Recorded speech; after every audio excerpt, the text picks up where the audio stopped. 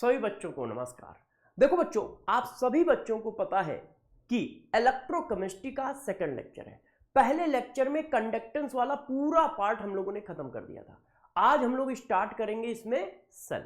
आज का लेक्चर जो होगा बच्चों आपको रिकॉर्डेड मिल रहा है। उसके पीछे रीजन है कि जिस समय ये लेक्चर की टाइमिंग है उसी समय, ठीक है, पेड बैच में ऑनलाइन के जो हमारे ऐप के अंदर चलते हैं उसमें भी मेरी क्लास है, तो इसलिए मैंने इसको पहले ही रिकॉर्ड करके आपको दे रहा हूं। ठीक है, तो ये लेक्चर रिकॉर्डेड है। अगला लेक्चर जब मैं इलेक्ट्रोकेमिस्ट्री का लूंगा तो वो लाइव लूंगा। ठीक है बच्चों, वो कब होगा? लाइव होगा। तो अच्छा देखो, आज के सेल में, आज के क्लास में मैं सेल स्टार्ट करूंगा। अब आप सभी बच्चे गौर सुन लो, ये 12th चैप्टर, 12th क्लास का लास्ट चैप्टर है। मैंने आपको 12th का लिक्विड सोल्यूशन करा दिया है, मैंने आपको 12th के सिलेबस का केमिकल काइनेटिक करा दिया है, और मैं इलेक्ट्रोकेमिस्ट्री करा रहा हूं। इसको कराते ही फिजिकल केमिस्ट्री का पूरा सिलेबस आपका, ठीक है, वाईटी पे, यूट्यूब पे हम लोग एक बार खत्म कर चुके होंगे। पूरा सिलेबस एक बार खत्म कर चुके हैं। उद्देश्य सीरीज में लिक्विड सोल्यूशन भी हो चुका है, केमिकल काइनेटिक्स भी हो सकता है, और उद्देश्य सीरीज में ये इलेक्ट्रोकेमिस्ट्री का हमारा लास्ट चैप्टर चल रहा है। ठीक है बच्चों, और सभी लोग इसको बहुत अच्छे से फॉलो करें। क्यों? क्योंकि हर एक चीज कराई जा रही है, बिल्कुल बैच की तरह पढ़ाया जा रहा है। आपको क्वेश्चन भी कराए जाएंगे, थ्योरी भी कराई जाएगी, पीवाईक्यू भी कराए जाएंगे, और एनसीईआरटी के क्वेश्चन भी कराए जाएंगे। तो चलो आज का सेशन स्टार्ट करते हैं। सभी लोग रेडी हो ना? सभी लोग रेडी हो? हाँ, आज का सेशन रिकॉर्डेड है, इसके लिए थोड़ा बच्चों सॉरी, ठीक है, कि आज का सेशन रिकॉर्डेड है। नेक्स्ट सेशन लाइव होगा इलेक्ट्रोकेमिस्ट्री का। तो चलो स्टार्ट करते हैं। तो सबसे पहले हमको समझना चाहिए कि इलेक्ट्रोकेमिकल प्रोसेस क्या होते हैं। क्या कोई बच्चे बता सकता है कि ये इलेक्ट्रोकेमिकल प्रोसेस क्या होते हैं? इलेक्ट्रोकेमिकल प्रोसेस, कि यार ये इलेक्ट्रोकेमिकल प्रोसेस किसको कहते हैं? बताओ, इलेक्ट्रोकेमिकल प्रोसेस क्या होते हैं? देखो, ऐसे प्रोसेस को इलेक्ट्रोकेमिकल प्रोसेस कहते हैं जिन प्रोसेस में क्या होता है, इलेक्ट्रिकल एनर्जी केमिकल एनर्जी में कन्वर्ट हो और केमिकल एनर्जी इलेक्ट्रिकल एनर्जी में कन्वर्ट हो। ऐसा कोई भी प्रोसेस जिसमें केमिकल रिएक्शन से इलेक्ट्रिकल एनर्जी बन रही हो या इलेक्ट्रिकल एनर्जी की हेल्प से केमिकल रिएक्शन कराई जा रही हो। जैसे आपका इन्वर्टर, जब लाइट चली जाती है तो वो केमिकल रिएक्शन करके इलेक्ट्रिकल एनर्जी जनरेट करता है, जिससे हमारी सारी चीजें चलती हैं। और जब लाइट आ जाती है तो वो इलेक्ट्रिकल एनर्जी की हेल्प से केमिकल रिएक्शन करता है, मतलब इलेक्ट्रिकल एनर्जी केमिकल एनर्जी में स्टोर हो रही होती है। जैसे आपकी मोबाइल की बैटरी है ना, वो क्या करता है, बैटरी केमिकल रिएक्शन करके उसमें इलेक्ट्रिकल एनर्जी जनरेट करता है, जिससे हमारा मोबाइल चलता रहता है। अब फिर जब बंद हो जाता है तो आप चार्ज कर देते हो। चार्ज के लिए क्या करते हो, इलेक्ट्रिकल एनर्जी देते हो, तो वो फिर इलेक्ट्रिकल एनर्जी केमिकल एनर्जी के फॉर्म में स्टोर हो जाती है। तो देखो, दोज प्रोसेस, ऐसा कोई भी प्रोसेस, दोज प्रोसेस इन विच, जिनमें क्या हो रहा हो, इलेक्ट्रिकल एनर्जी जो हमारी है वो कन्वर्ट हो रही हो केमिकल एनर्जी में, और केमिकल एनर्जी जो है वो कन्वर्ट हो रही हो इलेक्ट्रिकल एनर्जी में। Electrical energy convert into chemical energy, chemical energy convert into electrical energy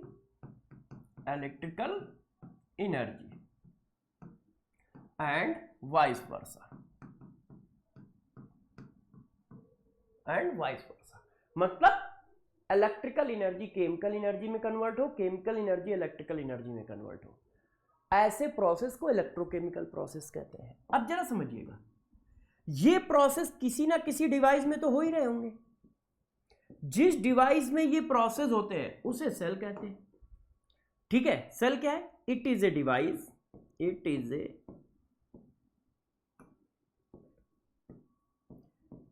device, in which electrochemical process take place. Electrochemical process take place. Cell क्या है? सेल एक ऐसी डिवाइस है जिसमें इलेक्ट्रोकेमिकल प्रोसेस होते हैं। इलेक्ट्रोकेमिकल प्रोसेस मतलब सेल एक ऐसी डिवाइस है जिसमें केमिकल एनर्जी को इलेक्ट्रिकल एनर्जी में कन्वर्ट किया जाता है या इलेक्ट्रिकल एनर्जी को केमिकल एनर्जी में कन्वर्ट किया जाता है। तो सेल एक डिवाइस है। तो किसी ने कहा सेल कितने तरह के हो सकते हैं? तो देखो, दो तरह के हम लोग सेल बनाते हैं। कैसे कैसे सेल? जरा देखिए आप, देखिए, एक वो सेल जो क्या करते हैं, केमिकल एनर्जी को इलेक्ट्रिकल एनर्जी में कन्वर्ट करते हैं, और एक वो सेल जो क्या करेंगे, अरे भाई जो क्या करेंगे, देखो सेल को हम लोग दो पार्ट में डिवाइड कर देते हैं। देखिए, एक होता है हमारा गैल्वेनिक सेल,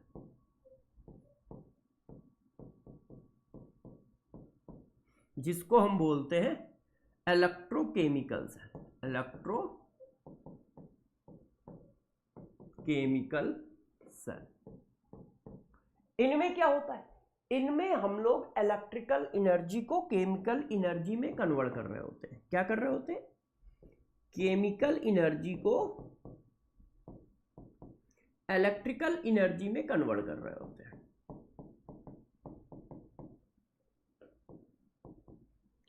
और एक हमारे होते हैं इलेक्ट्रोलाइटिक सेल, इलेक्ट्रोलाइटिक सेल। इनमें क्या कर रहे होते हैं? इनमें हम इलेक्ट्रिकल एनर्जी को केमिकल एनर्जी में कन्वर्ट कर रहे होते हैं।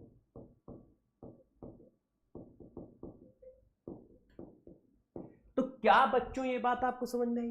क्या इलेक्ट्रोकेमिकल प्रोसेस कौन से? वो प्रोसेस जिनमें इलेक्ट्रिक केमिकल एनर्जी को आप इलेक्ट्रिकल एनर्जी में कन्वर्ट करो, इलेक्ट्रिकल एनर्जी को आप केमिकल एनर्जी में कन्वर्ट करो, ऐसे प्रोसेस को इलेक्ट्रोकेमिकल प्रोसेस कहते हैं।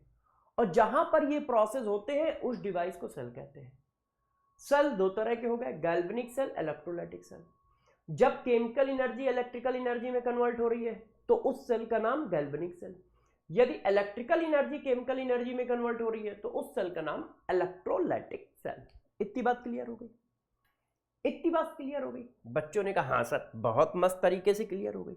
अब कोई भी सेल दिखता कैसा है, गैल्वेनिक सेल दिखता कैसा है और उसके क्या फीचर्स होते हैं, अब इस पर डिटेल जाना है। अब हम लोगों को इसकी डिटेल पढ़नी।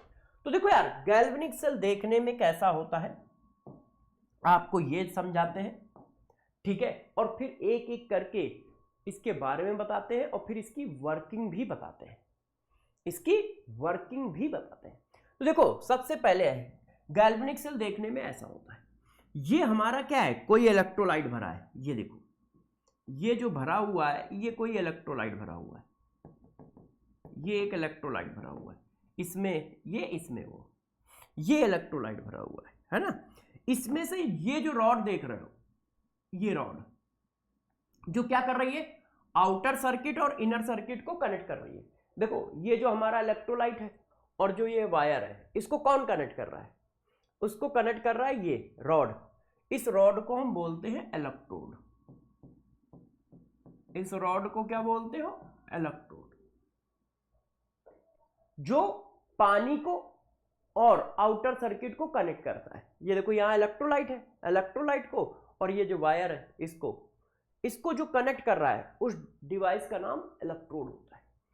ये जो उल्टी यू टाइप की नली है इसको हम क्या बोलते हैं? Salt bridge. जो ये यू टाइप की नली है इसको क्या बोलते हैं? Salt bridge. सॉल्ट ब्रिज क्या कर रहा है? एक इस हाफ सेल और एक इस हाफ सेल को कनेक्ट कर रहा है, जोड़ रहा है।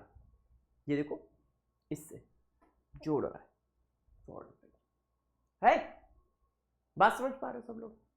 तो ये इलेक्ट्रोड बोला जाता है, ये सॉल्ट ब्रिज बोला जाता है। इनके बारे में हम लोग अभी डिटेल एक एक करके करेंगे कि कौन कौन क्या क्या होता है, कैसे काम करता है, ठीक है। और ये देखो कनेक्ट हुआ है और इनमें इलेक्ट्रोलाइट भरा है, इनमें इलेक्ट्रोलाइट भरा है। जैसे इसमें क्या भरा है? जिंक का सॉल्ट।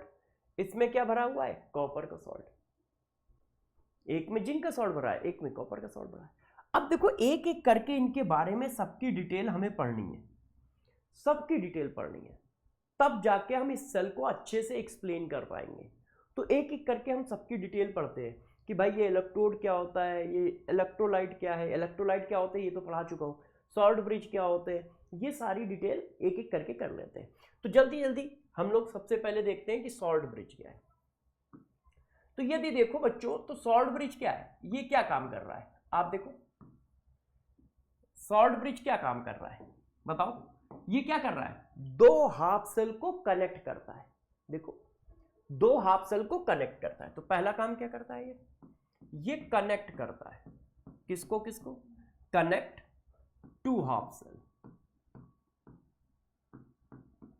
और दो हाफ सेल को कनेक्ट करके क्या बना देता है, सेल बना देता है। एक हाफ सेल ये है, एक हाफ सेल ये है। अच्छा, इस सॉल्ट ब्रिज में, सॉल्ट ब्रिज इन दोनों को कनेक्ट कर रहा है। अब इस सॉल्ट ब्रिज में भी क्या होता है, एक इलेक्ट्रोलाइट भरा होता है, स्पेसिफिक इलेक्ट्रोलाइट। जो ये आप सॉल्ट ब्रिज देख रहे हो ना, इसमें भी एक इलेक्ट्रोलाइट होगा, इसमें भी एक इलेक्ट्रोलाइट होगा। ये जो सॉल्ट ब्रिज देख रहे हो,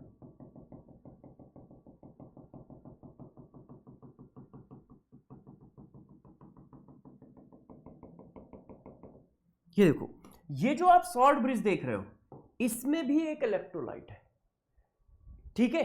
तो ये इलेक्ट्रोलाइट क्या होता है, जरा देखो। जो सॉल्ट ब्रिज में इलेक्ट्रोलाइट होता है वो किसका किसका होता है, वो होता है NH4NO3 प्लस KNO3 का। इसमें जो इलेक्ट्रोलाइट होता है वो बनता कैसे है, जो इसमें इलेक्ट्रोलाइट भरा जाता है वो कैसे बनता है, अगर जेली को, अगर जेली का पेस्ट बनाते हैं, है ना, अगर जेली लेते हैं और साथ में इसका ये इलेक्ट्रोलाइट डाल देते हैं। कौन इलेक्ट्रोलाइट, जो मैंने ऊपर लिखे हैं, जिससे क्या बन जाता है, पेस्ट बन जाता है, पेस्ट टाइप का। इस इलेक्ट्रोलाइट को इसमें भरा जाता है।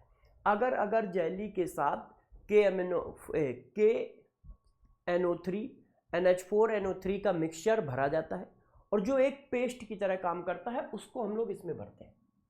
और ये इलेक्ट्रोलाइट करेगा क्या, देखो, इस और इस सेल को कनेक्ट कैसे करोगे। तो जब ये हाफ सेल और ये हाफ सेल कनेक्ट किए जाते हैं, तो इनके बीच में यदि इसको किसी तरह के आयन की जरूरत होती है तो ये सॉल्ट ब्रिज प्रोवाइड कराता है, इसको किसी तरह के आयन की जरूरत होती है तो सॉल्ट ब्रिज प्रोवाइड कराता है। तो सॉल्ट ब्रिज इनको इलेक्ट्रिकली कनेक्ट रखता है। और उसका कौन कनेक्ट रखता है, ये इलेक्ट्रोलाइट सोल्यूशन। तो सॉल्ट ब्रिज दो हाफ सेल को कनेक्ट करने का काम आता है, यू टाइप का होता है, उसमें इस तरह का इलेक्ट्रोलाइट भरा होता है और वो इलेक्ट्रोलाइट इससे बनता है। वो इलेक्ट्रोलाइट किससे बनता है, इससे बनता है। अच्छा, इस इलेक्ट्रोलाइट को सेलेक्ट करते समय एक बहुत स्पेसिफिक कंडीशन होती है, जानते हो क्या, कि जो कैटायन की आयनिक मोबिलिटी होगी, आयनिक मोबिलिटी ऑफ कैटायन, वो अप्रोक्सीमेट इक्वल होगी आयनिक मोबिलिटी ऑफ एनायन। मतलब जितनी तेजी से कैटायन भागेगा उतनी ही तेजी से लगभग एनायन भागेगा। ये एक स्पेसिफिक कंडीशन है इस इलेक्ट्रोलाइट की, कि कैटायन की आयनिक मोबिलिटी और एनायन की आयनिक मोबिलिटी दोनों लगभग बराबर होंगी। भाई आप चेक करो, ये क्या है कैटायन, ये क्या है एनायन, ये क्या है कैटायन, ये क्या है एनायन। तो जो कैटायन होगा उसकी आयनिक मोबिलिटी, आयनिक स्पीड, और जो एनायन होगा उसकी आयनिक स्पीड लगभग बराबर होगी। ये इसके अंदर वाले इलेक्ट्रोलाइट की एक स्पेसिफिक कंडीशन है, मतलब इस तरह से उसको चुना जाता है। तो सॉल्ट ब्रिज क्या करता है, दो हाफ सेल को कनेक्ट करता है, इसके अंदर लिक्विड भरा होता है जो किसका होता है, NH4NO3 प्लस KNO3 का। ये अगर जेली में इलेक्ट्रोलाइट को मिला के एक पेस्ट बनाया जाता है जो भरते हैं। इसकी कंडीशन क्या है कि इसमें जितनी स्पीड से कैटायन चलेगा उतनी ही स्पीड से एनायन चलेगा। तो इसके बारे में कुछ डिटेल आपको दे दी, ठीक। अब सबसे इंपॉर्टेंट डिटेल है ये इलेक्ट्रोड, ये क्या होता है। तो जरा देखो इसके बारे में बताता हूं, ये बहुत इंपॉर्टेंट चीज है कि हमारे इलेक्ट्रोड क्या होता है। देखिए अब हम बात करते हैं इलेक्ट्रोड की, कि भाई ये जो इलेक्ट्रोड होते हैं ये क्या होते हैं। तो गौर से समझिएगा, इनको इलेक्ट्रोड भी कहा जाता है, इन्हीं को हाफ सेल भी कहा जाता है। इन्हीं को हम लोग क्या बोलते हैं? हाफ सेल भी बोलते हैं। अब जरा देखो ये किस तरह से काम करेंगे इलेक्ट्रोड हमारे। इलेक्ट्रोड हमारे किस तरह से काम करते हैं? इलेक्ट्रोड जो होते हैं इनर सर्किट और आउटर सर्किट को कनेक्ट करते हैं। मान लो ये एक हाफ सेल है, ये एक कंटेनर है। अब इस कंटेनर में क्या है? किसी तरह का इलेक्ट्रोलाइट भरा हुआ है। ये देखो, अब इसको गैल्वेनोमीटर से कौन जोड़ेगा? तो देखो मैंने ये एक इलेक्ट्रोड डाल दिया, ये एक रॉड डाल दिया। ये जो रॉड है, ये रॉड, अब ये रॉड यहां से वायर से अटैच है और यहां पे हमारा एक गैल्वेनोमीटर है। ये देखो ऐसे। तो इसको गैल्वेनोमीटर से कौन जोड़ रहा है? ये रॉड जोड़ रही है, ये रॉड जोड़ रही है। इस रॉड को ही हम इलेक्ट्रोड बोल देंगे। ये रॉड जोड़ रही है, इस रॉड को ही आप क्या नाम दे दोगे? इलेक्ट्रोड नाम दे दोगे। इस रॉड को ही आप इलेक्ट्रोड नाम दे। तो इलेक्ट्रोड क्या कर रहा है? यहां पर हमारे पास इलेक्ट्रोलाइट है और यहां पर वायर है। वायर और इलेक्ट्रोलाइट को कौन जोड़ रहा है आपस में? कौन है कनेक्टर? इलेक्ट्रोड। हमको और तुमको कौन कनेक्ट कर रहा है? Camera, YouTube. हमको और तुमको कौन कनेक्ट कर रहा है? शॉर्टकट में पूछो तो यूट्यूब कनेक्ट कर रहा है, तो वो इलेक्ट्रोड है। तो इलेक्ट्रोड क्या होता है? इलेक्ट्रोड भी एक डिवाइस है। इट इज ए डिवाइस जो करता क्या है? जो क्या करता है? जो इनर सर्किट का मतलब इलेक्ट्रोलाइट। फिजिक्स की लैंग्वेज में लिख दिया है इनर सर्किट का मतलब इलेक्ट्रोलाइट। एंड आउटर सर्किट का मतलब वायर या गैल्वेनोमीटर को क्या करता है? कनेक्ट करता है। इट इज ए डिवाइस, ठीक है, inner circuit and outer circuit को कनेक्ट करता है। इसका काम क्या है? ये है, इनर सर्किट और आउटर सर्किट को कनेक्ट करता है। यदि ये कनेक्ट करता है तो ये कंडक्टर होगा, नहीं तो कनेक्ट कैसे करेगा? कनेक्ट करने का मतलब क्या है? इधर से करंट को उधर पहुंचाना, इधर से इलेक्ट्रॉन को उधर पहुंचाना। तो ये क्या होगा? ये कंडक्टर जरूर होगा। ये कंडक्टर होगा, तभी तो एक तरफ से इलेक्ट्रॉन को दूसरी तरफ पहुंचाएगा, इधर से इलेक्ट्रॉन को उधर पहुंचाएगा, उधर के इलेक्ट्रॉन को इधर पहुंचाएगा। तो यदि ये इलेक्ट्रॉन का ट्रांसफर कर रहा है तो कंडक्टर तो होना चाहिए। तो इलेक्ट्रोड एक कंडक्टर होता है जो इनर सर्किट और आउटर सर्किट को जोड़ता है। दिखने में कैसा होगा? तो बच्चों ये रॉड भी हो सकता है, किसी तरह का वायर भी हो सकता है, इवन किसी तरह की लेयर भी हो सकती है। ऐसा नहीं है कि हमेशा रॉड होगा। काम क्या है? इलेक्ट्रॉन का ट्रांसफर। अब इलेक्ट्रॉन का ट्रांसफर के लिए उसके साइज और उसके शेप पे डिपेंड नहीं करते हैं कि दिखने में वो रॉड जैसी दिखे, दिखने में वो वायर जैसा दिखे। वो कैसा भी हो सकता है। वो एक रॉड हो सकती है, एक वायर हो सकता है, एक लेयर हो सकती है। हमारा काम कि उसका काम जो है, वो काम जिसने भी ये काम किया कि यहां से इलेक्ट्रॉन लिए वहां दे दिए, वहां से इलेक्ट्रॉन लिए यहां दे दिए, उसको इलेक्ट्रोड बोल दोगे। वो कंडक्टर होगा, वो कंडक्टर होगा। अच्छा, इलेक्ट्रोड दो तरह के होते हैं। इलेक्ट्रोड दो तरह के होते हैं। कौन से दो तरह के होते हैं? जरा देखो। इलेक्ट्रोड जो होते हैं ना बच्चों, दो तरह के होते हैं। भाई मेरी बात समझ तो रहे हो ना? डर तो नहीं है? आप सोच रहे होगे अभी क्वेश्चन नहीं आ रहा है। क्वेश्चन बेटा आएंगे, जरा थोड़ा सा पढ़ जाए, है ना, फिर क्वेश्चन हम लोग करेंगे। थोड़ा सा पढ़ जाए फिर क्वेश्चन करते हैं।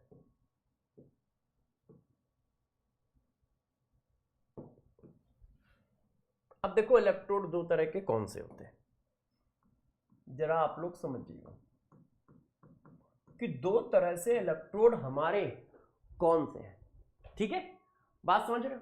पहला इलेक्ट्रोड होता है, ठीक है, जिसको हम इलेक्ट्रोड बोलते हैं। आप इसको नॉर्मल इलेक्ट्रोड बोल सकते हो, इलेक्ट्रोड बोलो या नॉर्मल इलेक्ट्रोड बोलो।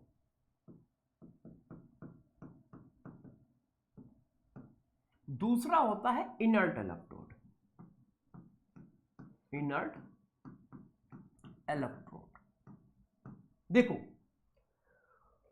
जो इलेक्ट्रोड सेल रिएक्शन में पार्टिसिपेट करेगा उसको नॉर्मल इलेक्ट्रोड कहते हैं। इलेक्ट्रोड पार्टिसिपेट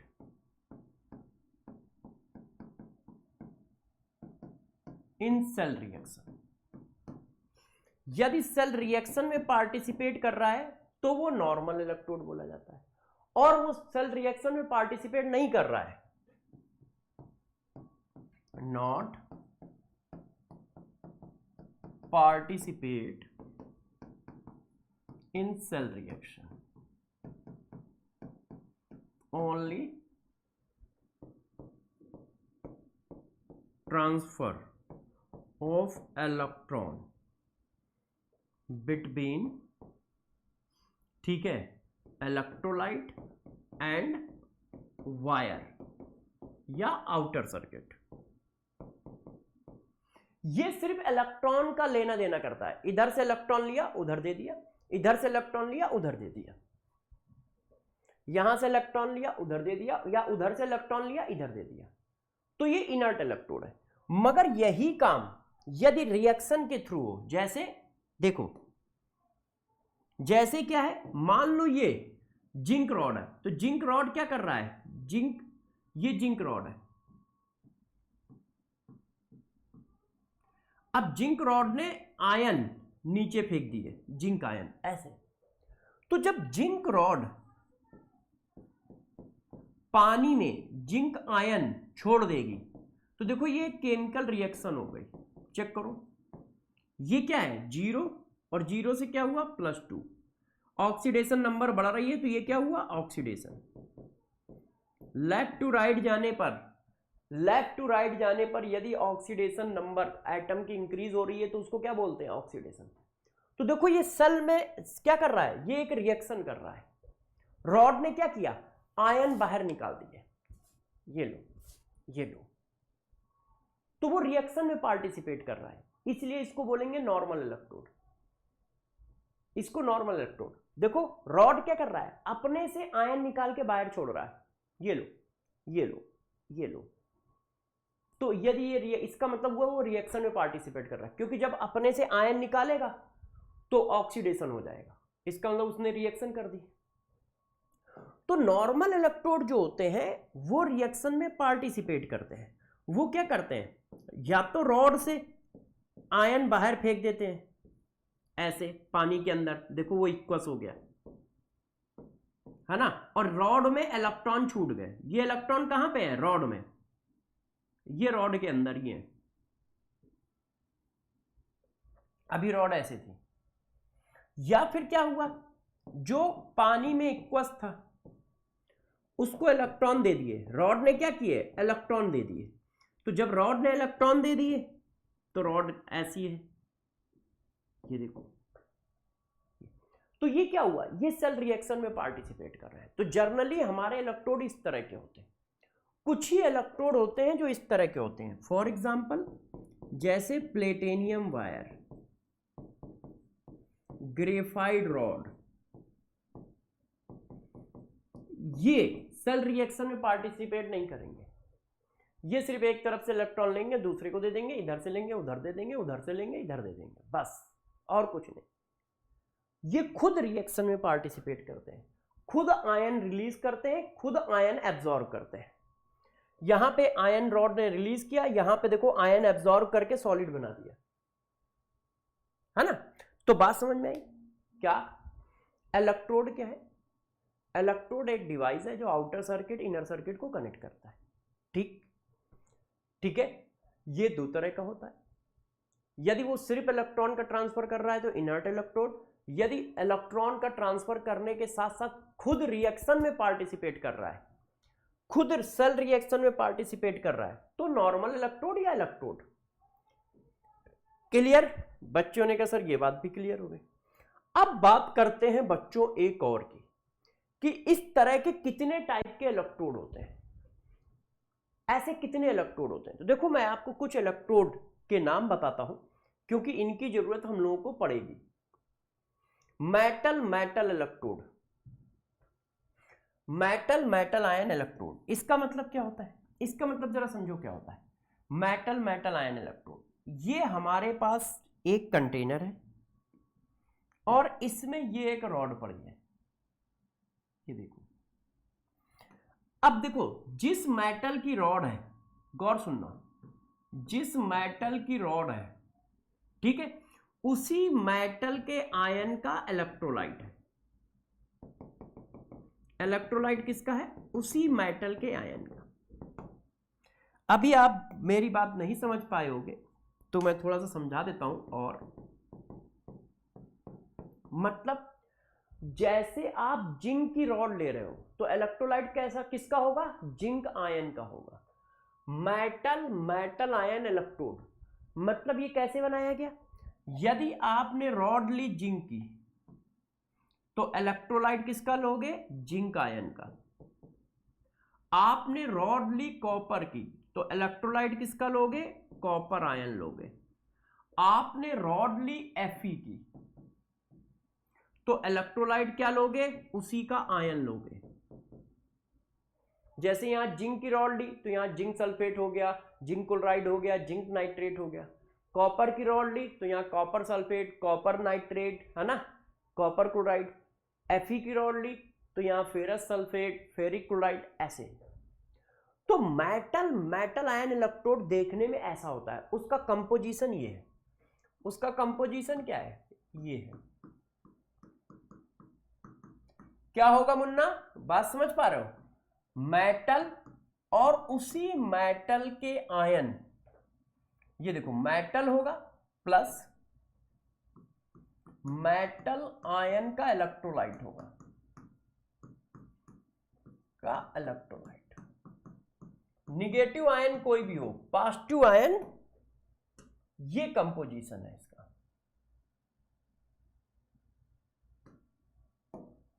इसका जो है ये कंपोजिशन है। मेटल की रॉड को उसी मेटल के आयन में डिप्ट करा दो।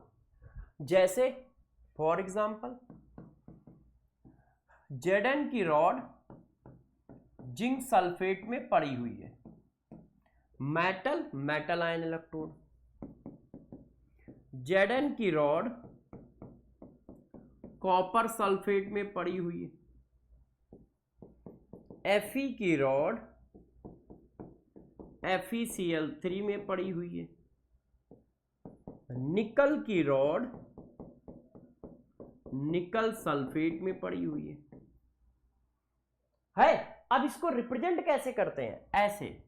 क्यों? क्योंकि इलेक्ट्रॉन का लेना देना उसके सॉलिड और उसके आयन के बीच में होगा, तो उनको रिप्रेजेंट ऐसे किया जाता है। ये देखो, उनको रिप्रेजेंट ऐसे किया जाता है।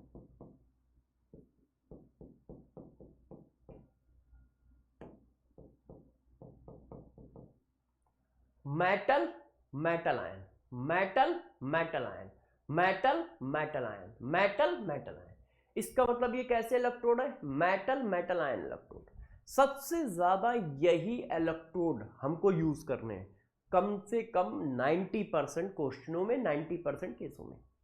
तो ये मेटल मेटल आयन इलेक्ट्रोड हुए जब मेटल की रॉड को मेटल के आयन में डिप्ट करा दिया जाता है, तो मेटल मेटल आयन इलेक्ट्रोड बनता है। आप लोग सोच रहे होगे कि सर यार क्वेश्चन नहीं करा, है ना? कराऊंगा, मगर थोड़ा थ्योरी हो जाए। जैसे आप क्वेश्चन करने वाली थ्योरी तो कर लो, जब क्वेश्चन करने वाली थ्योरी हो जाएगी तो क्वेश्चन स्टार्ट हो जाएंगे।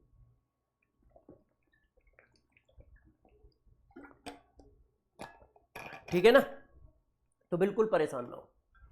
अब जरा देखो यार बच्चों, इसी तरह से दूसरा होता है गैस गैस आयन इलेक्ट्रोड। जब गैस को गैस के आयन में डाल देते हैं, जैसे ये देखो, ये एनसीईआरटी से ही फिगर उठाया है मैंने। अब देखना बच्चों, जिस गैस को यहां से पास करा रहे हो, जैसे यहां हाइड्रोजन गैस पास कराई जा रही है, तो जिस गैस को यहां से पास करा रहे हो उसी गैस के आयन का इलेक्ट्रोलाइट है। मान लो मैंने हाइड्रोजन गैस यहां से पास कराई, तो यहां पे हाइड्रोजन का आयन कौन होता है? H आयन, उसका इलेक्ट्रोलाइट होगा। मान लो यहां पे मैंने क्लोरीन गैस पास कराई, तो क्लोरीन का आयन कौन होता है? Cl आयन, उसका इलेक्ट्रोलाइट होगा। जैसे KCl, NaCl, ऐसे, मतलब उस इलेक्ट्रोलाइट में ये आयन होगा। और हाइड्रोजन गैस पास कराई तो जैसे HCl, H2SO4, ऐसे। मान लो किसी ने ऑक्सीजन गैस पास कराई, तो ऑक्सीजन का आयन कौन होता है? OH आयन, तो OH आयन का इलेक्ट्रोलाइट होगा, मतलब NaOH, मतलब क्या? NaOH, KOH, ये होगा, NaOH, KOH, ये होगा, इस तरह का इलेक्ट्रोलाइट होगा। तो बात समझ गए? Gas gas ion electrode. तो गैस गैस आयन इलेक्ट्रोड में क्या होगा? जिस गैस को आप ऊपर से पास कराओगे उसी गैस के आयन का इलेक्ट्रोड होगा, उसी गैस के आयन का इलेक्ट्रोड होगा। ये देखो, हाइड्रोजन पास कराई तो H आयन होगा, क्लोरीन पास कराई तो Cl आयन का इलेक्ट्रोड होगा, और ऑक्सीजन गैस पास कराई तो OH आयन का इलेक्ट्रोड होगा। ये, और ये देखो प्लेटिनियम वायर लगा होता है, ये क्या है? Platinum wire. ये क्या होता है? प्लेटिनियम वायर, ऐसे। अब या तो यहां पर ये ऑक्सीडेशन करता है या यहां पर ये रिडक्शन करता है, ठीक है ना? इस तरह से बात समझ में आई? तो ये किस तरह का हुआ electrode? Gas gas ion electrode हुआ, जब गैस को गैस के आयन में डाला जाता है। अच्छा, अब देखो, इसके बाद हमें यही दो इलेक्ट्रोड सबसे ज्यादा यूज होने और सबसे ज्यादा आने हैं। कौन से? मेटल मेटल आयन इलेक्ट्रोड और gas gas ion electrode. Clear? अब जरा देखो यार, अब हम बात करते हैं कि यदि रिएक्शन होगी तो किस तरह की रिएक्शन होगी। देखो किस तरह से होगा, अब गौर समझिएगा सारे बच्चे, ठीक? अब गैस जो यहां से आ रही है, ये गैस यहां से डाली गई, गैस यहां से आ रही है ऐसे ऐसे ऐसे ऐसे ऐसे, और यहां पे आके कोलिजन कर रही है, और यहां पे आयन है, आयन भी यहां पे आके कोलिजन कर रहे हैं। किस पर? प्लेटिनियम फॉयल पर, प्लेटिनियम की चकती है ऐसे। तो ऊपर से गैस आई, कोलिजन कर रही है, नीचे आयन है, आयन भी कोलिजन कर रहे हैं। अब यदि गौर से देखो, यदि गैस ने इलेक्ट्रॉन छोड़ दिए, ये देखो गैस ने इलेक्ट्रॉन छोड़ दिए, तो वो कन्वर्ट हो जाता है H आयन में। ये गैस था, इसने इलेक्ट्रॉन रिलीज कर दिए, तो वो आयन में कन्वर्ट हो गया। तो जरा देखो, 0 से +1, तो ये क्या हो गया? ऑक्सीडेशन। ये क्या हो गया? ऑक्सीडेशन। अच्छा, उल्टा भी तो हो सकता है, जो आयन है वो क्या करे? इलेक्ट्रॉन ले ले और गैस में कन्वर्ट हो जाए, ऐसा भी तो हो सकता है। आयन यहां कोलिजन कर रहा है, आयन क्या करे? ये जो वायर गया है, इस वायर से इलेक्ट्रॉन ले ले, और इलेक्ट्रॉन ले लिया तो गैस में कन्वर्ट हो गया, और गैस में कन्वर्ट हो गया तो रिएक्शन ये हो गई। तो यहां +1 से 0, ऑक्सीडेशन नंबर कम होना क्या होता है? रिडक्शन, और लेफ्ट टू राइट जाने पर ऑक्सीडेशन नंबर बढ़ना, ऑक्सीडेशन। यदि लेफ्ट टू राइट जा रहे हो, लेफ्ट टू राइट जाने पर यदि ऑक्सीडेशन नंबर बढ़ रही है तो ऑक्सीडेशन, लेफ्ट टू राइट जाने पर यदि ऑक्सीडेशन नंबर कम हो रही है तो रिडक्शन। तो दो पॉसिबिलिटी है। ये रॉड है, अब इस पर गैस भी कोलिजन कर रही है, इस पे H आयन भी कोलिजन कर रहा है। यदि H आयन ने इलेक्ट्रॉन ले लिए रॉड से तो वो गैस में कन्वर्ट हो जाएगा, तो उस आप क्या करोगे? उसको क्या बोल दोगे? रिडक्शन। मतलब ये जो हाफ सेल है ये रिडक्शन की तरह काम कर रहा है। और यदि ऐसा हुआ कि गैस ने इलेक्ट्रॉन दे दिए, छोड़ दिए, तो वो आयन में कन्वर्ट हो जाएगा, इसको क्या बोल दोगे? ऑक्सीडेशन। तो यदि ऑक्सीडेशन हो रहा है, तो ऑक्सीडेशन होता है तो इसको बोल दिया जाता है एनोड हाफ सेल। ऑक्सीडेशन होता है तो इसको बोल दिया जाता है एनोड हाफ सेल, या एनोड इलेक्ट्रोड, या फिर एनोड इलेक्ट्रोड।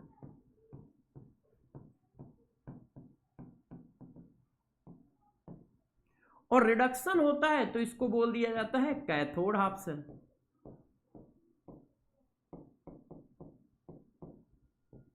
या कैथोड इलेक्ट्रोड।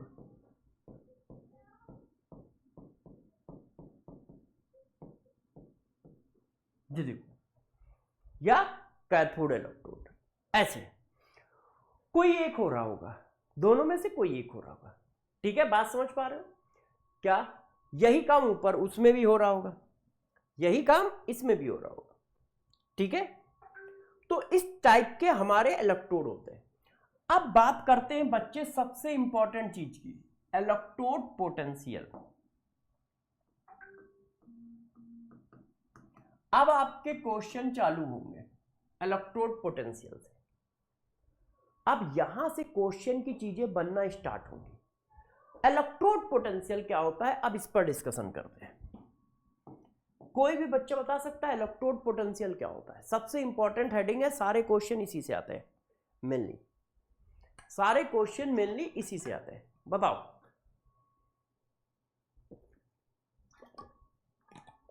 इलेक्ट्रोड पोटेंशियल क्या होता है? तो गौर से अब बातों को समझिएगा, इलेक्ट्रोड पोटेंशियल क्या होता है।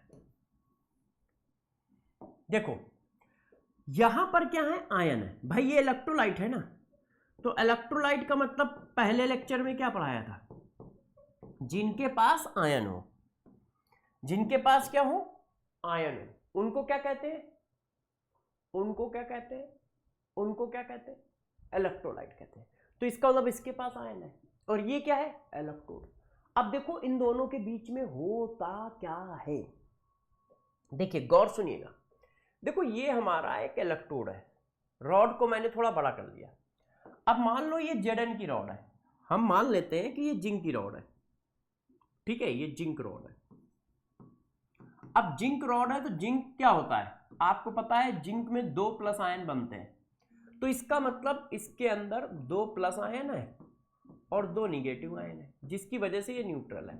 ऐसे ऐसे ऐसे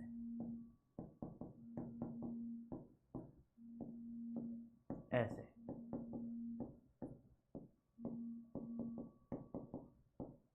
ऐसे, जिसकी वजह से क्या है, रॉड न्यूट्रल है।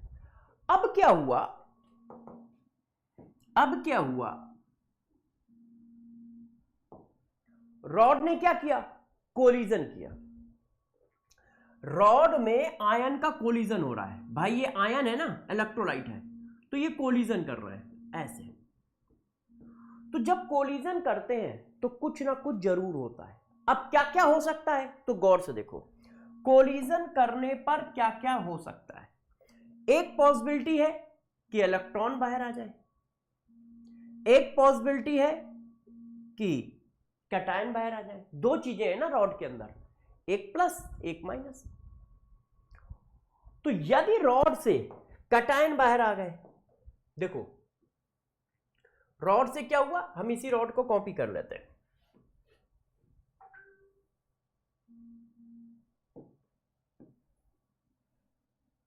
ये रॉड आ गई,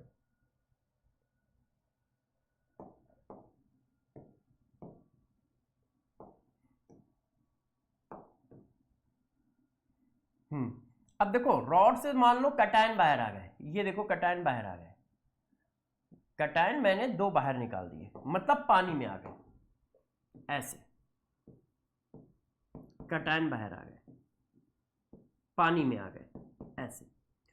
तो अब रॉड पे कैसा चार्ज आ जाएगा, माइनस बढ़ गया है, तो अब रॉड क्या हो जाएगी, निगेटिव हो जाएगी, कुछ इस तरह से। रॉड के ऊपर कैसा चार्ज आ जाएगा, निगेटिव आ जाएगा।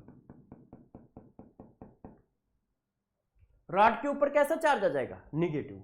क्यों, क्योंकि भाई तुमने कैटायन निकाल दिए, कैटायन निकालने से रॉड के ऊपर आ गया निगेटिव चार्ज। और मैं कह रहा हूं कि जब रॉड और इलेक्ट्रोलाइट के आयन में कोलिजन होगा तो कुछ ना कुछ जरूर होगा, या तो कैटायन बाहर आएगा या निगेटिव आयन मतलब इलेक्ट्रॉन बाहर आएगा, कोई ना कोई एक चीज जरूर आएगी। तो अभी हमने सपोज किया है कि पॉजिटिव आयन बाहर आ गए, तो जब पॉजिटिव आयन बाहर आ गए तो उस पर कैसा आ गया, निगेटिव चार्ज आ गया। क्लियर है सबको? अब बताओ आपके ये जो पॉजिटिव आयन बाहर आए हैं ये कहां पे आए हैं भाई, ये आयन में आए ना, रॉड से निकल के किस पे आएंगे, इलेक्ट्रोलाइट पे आएंगे। तो यहां पर पॉजिटिव चार्ज बढ़ गया, क्यों? क्योंकि ये न्यूट्रल था। अब यहां पे सिर्फ पॉजिटिव आयन आए हैं तो पॉजिटिव चार्ज बढ़ जाएगा। तो अब यहां पे क्या हुआ, पॉजिटिव चार्ज बढ़ गया, ऐसे ऐसे। किस पर? इलेक्ट्रोलाइट पे। इलेक्ट्रोलाइट में पॉजिटिव चार्ज और रॉड के अंदर निगेटिव चार्ज। तो ये देखो दो अपोजिट चार्ज की लेयर बन गई।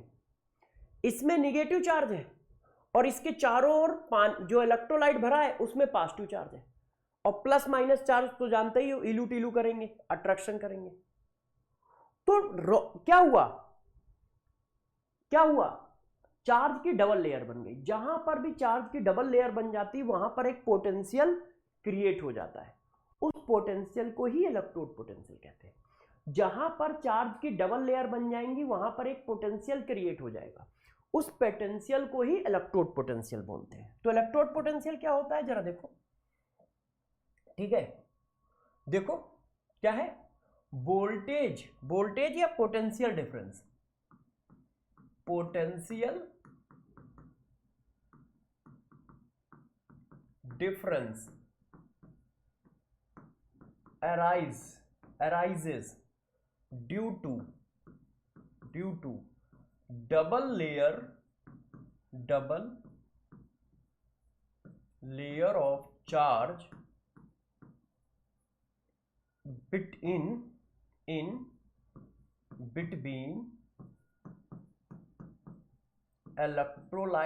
electrode and electrolyte solution।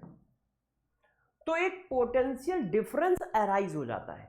इस पोटेंशियल डिफरेंस को ही इलेक्ट्रोड पोटेंशियल कहते हैं, is known as electrode potential.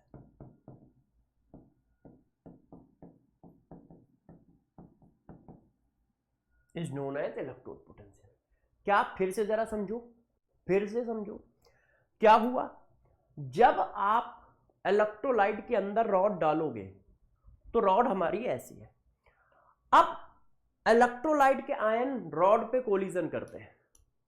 तो जब रॉड पे कोलिजन करते हैं तो कोई ना कोई घटना जरूर होगी। कोई ना कोई घटना का मतलब या तो रॉड के पॉजिटिव आयन बाहर आएंगे या रॉड के निगेटिव आयन बाहर आएंगे। पॉजिटिव आयन का मतलब आयन और निगेटिव का मतलब इलेक्ट्रॉन, कोई एक चीज बाहर आएगी। यदि पॉजिटिव आयन बाहर आ गए तो जब पॉजिटिव आयन बाहर आ गए तो रॉड हो गई निगेटिव। क्यों? पॉजिटिव आयन बाहर आ गए तो निगेटिव चार्ज बढ़ गया, तो रॉड पे निगेटिव चार्ज आ गया। और पॉजिटिव आयन बाहर आके गिरे कहां? सॉल्यूशन में। तो सॉल्यूशन में पॉजिटिव चार्ज बढ़ गया क्योंकि सॉल्यूशन अभी हमारा न्यूट्रल था। तो बाहर क्या है? पॉजिटिव आयन की लेयर बन गई, अंदर क्या है? निगेटिव आयन की लेयर बन गई। इसकी वजह से एक पोटेंशियल क्रिएट हो जाता है दोनों के बीच में। उस पोटेंशियल को ही इलेक्ट्रोड पोटेंशियल कहते हैं। उस पोटेंशियल को ही इलेक्ट्रोड पोटेंशियल कहते हैं। क्लियर है? क्लियर है, बात समझ में आ गई? बच्चों ने कहा आ गई। अच्छा, पोटेंशियल में एक और चीज होती है, एक होता है standard electrode potential. Standard electrode potential.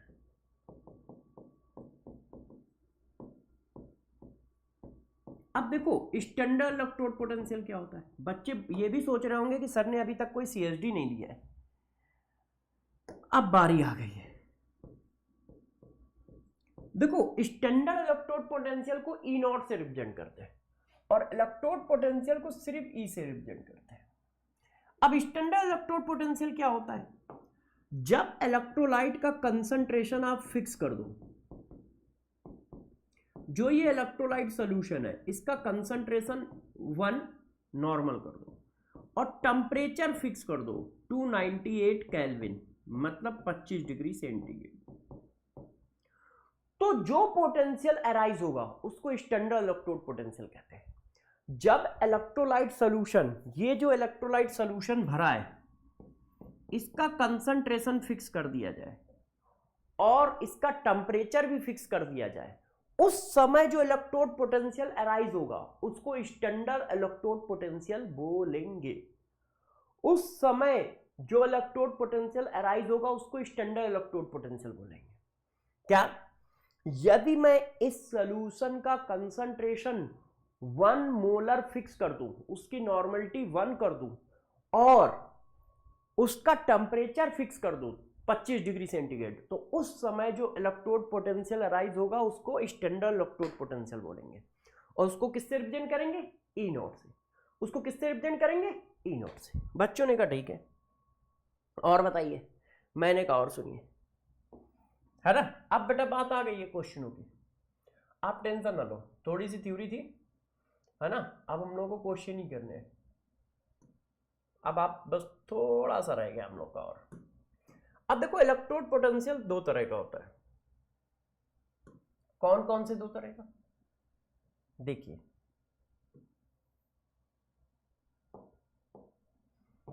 समझिए।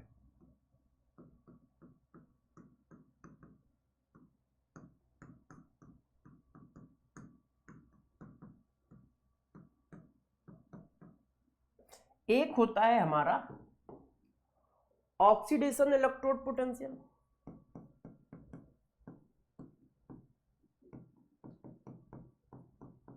Oxidation electrode potential. एक होता है रिडक्शन इलेक्ट्रोड पोटेंशियल,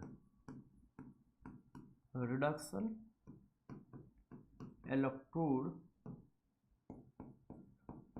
पोटेंशियल। अब जरा देखो है क्या, दोनों में डिफरेंस क्या है। यदि हाफ सेल में, जैसे देखो, जब आयन बाहर आए तो कोई ना कोई केमिकल रिएक्शन हुई, क्यों? ये ऐसे था, ऐसे। अब आयन बाहर आ गए तो ये ऐसे हो गया। पहले ये कैसा था? न्यूट्रल, क्यों? इलेक्ट्रॉन इसके चिपके हुए थे। तो ये रॉड है, तो रॉड कैसी होती है? ऐसी। मगर जब ये आयन में कन्वर्ट हो गई तो देखो 0 से +2 हो गया, मतलब ऑक्सीडेशन हो गया। तो जब यदि ऑक्सीडेशन हो रहा है हाफ सेल में तो उसको बोलेंगे ऑक्सीडेशन इलेक्ट्रोड पोटेंशियल। अब जो पोटेंशियल आएगा वो ऑक्सीडेशन इलेक्ट्रोड पोटेंशियल, क्यों? क्योंकि हाफ सेल में ऑक्सीडेशन हो रहा है। यदि हाफ सेल में रिडक्शन हो रहा होता तो बोलते, इसी पोटेंशियल को बोल देते रिडक्शन हाफ सेल पोटेंशियल। मान लो इलेक्ट्रॉन बाहर आ रहे होते तो रिडक्शन हो रहा होता। तो यदि हाफ सेल में ऑक्सीडेशन हो रहा है तो ऑक्सीडेशन, यदि हाफ सेल में क्या हो रहा है? ऑक्सीडेशन हो रहा है, हाफ सेल में ऑक्सीडेशन हो रहा है, तो जो पोटेंशियल अराइज होगा उसको हम लोग oxidation reduction oxidation electrode potential बोलेंगे। इसको रिप्रेजेंट करते हैं ऐसे, EOP, EOP। और यदि हाफ सेल में रिडक्शन हो रहा है तो उसी पोटेंशियल का नाम रखेंगे हम लोग रिडक्शन इलेक्ट्रोड पोटेंशियल, ERP। ये देखो, ERP। यदि हाफ सेल में ऑक्सीडेशन हो रहा है तो उसको ऑक्सीडेशन इलेक्ट्रोड पोटेंशियल बोलते हैं। यदि हाफ सेल में रिडक्शन हो रहा है तो उसको रिडक्शन इलेक्ट्रोड पोटेंशियल बोलते हैं। और यदि ये स्टैंडर्ड होगा तो नॉट नॉट लग जाएगा। यदि ये स्टैंडर्ड होगा तो क्या लग जाएगा? नॉट नॉट लग जाएगा। क्या ये बात क्लियर हो गई कि इलेक्ट्रोड पोटेंशियल दो तरह का है? क्या? यदि हाफ सेल में ऑक्सीडेशन हो रहा है तो ऑक्सीडेशन इलेक्ट्रोड पोटेंशियल, यदि रिडक्शन हो रहा है तो रिडक्शन इलेक्ट्रोड पोटेंशियल, है ना। रिप्रेजेंट ऐसे करते हैं और स्टैंडर्ड वाला रिप्रेजेंट ऐसे किए जाएंगे,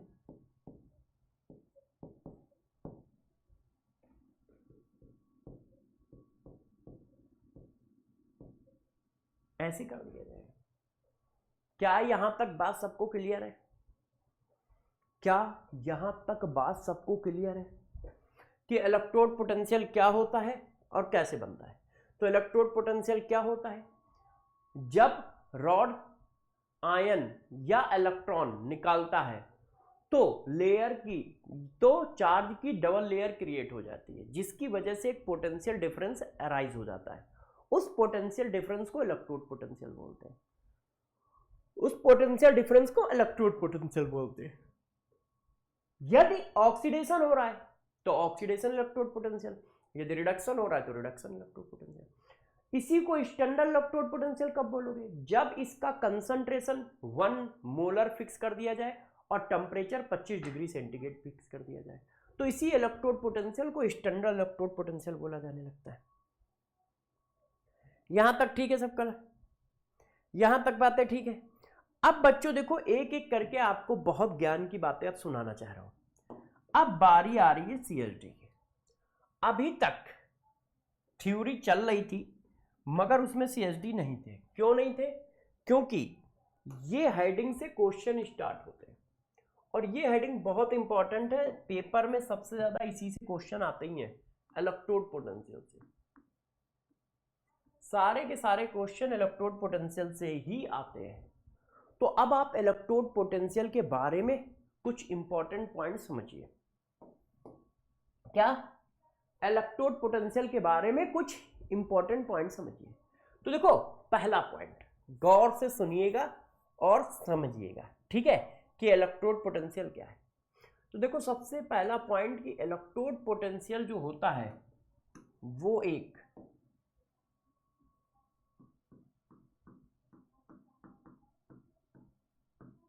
इलेक्ट्रोड पोटेंशियल वो एक क्या है? स्टेट फंक्शन है। थोड़ी थर्मोडायनेमिक्स यूज कर रहा हूं।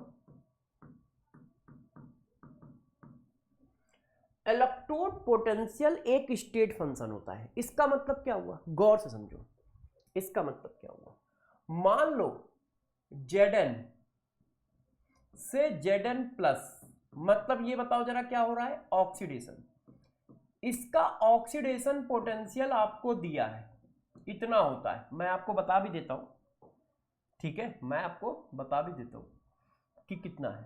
सपोज करो ये x है, इलेक्ट्रॉन वोल्ट प्लस का, Zn से Zn प्लस 2 का इतना है।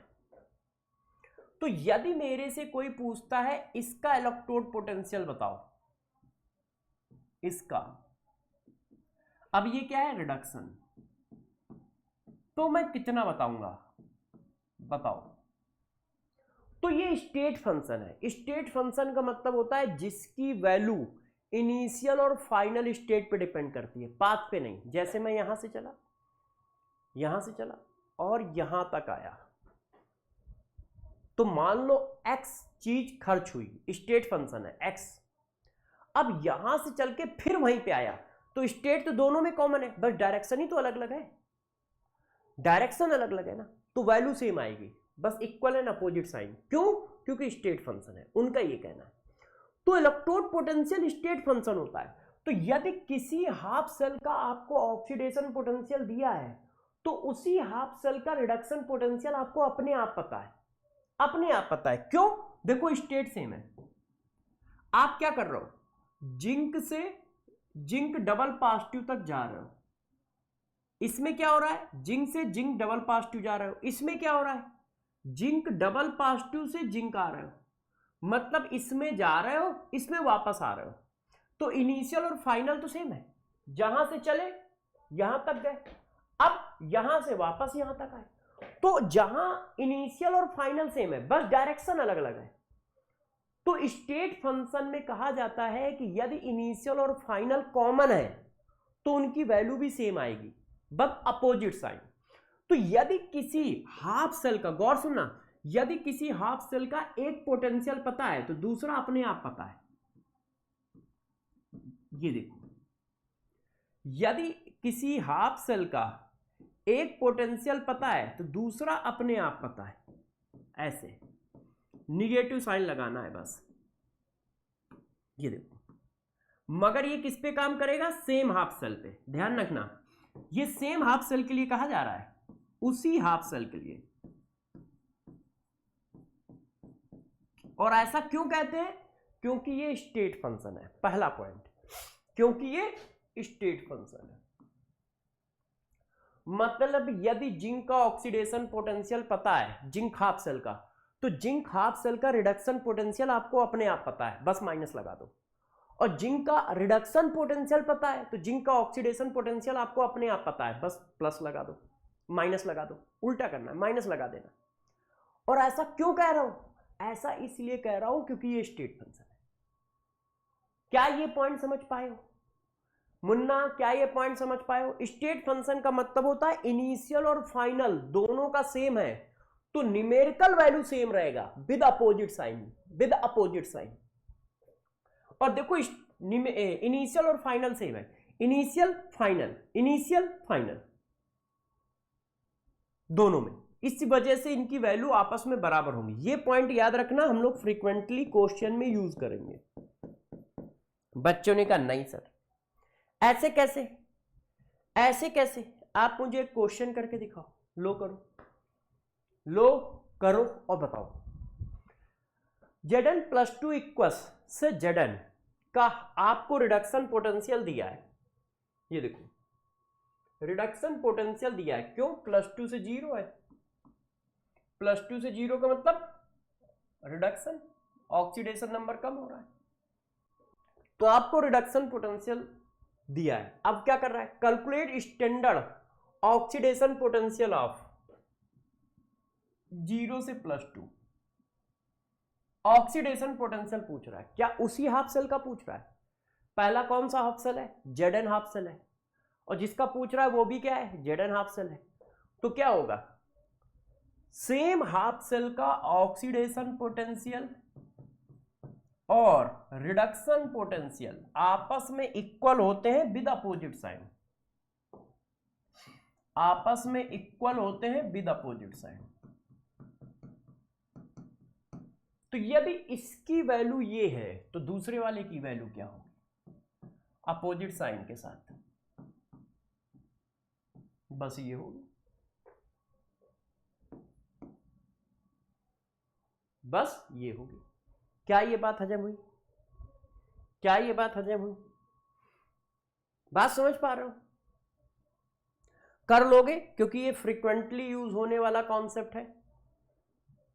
अब दूसरा नंबर पॉइंट देखो, कॉन्सेप्ट नंबर 2, कॉन्सेप्ट नंबर 2 देखो, देखो electrode potential, electrode potential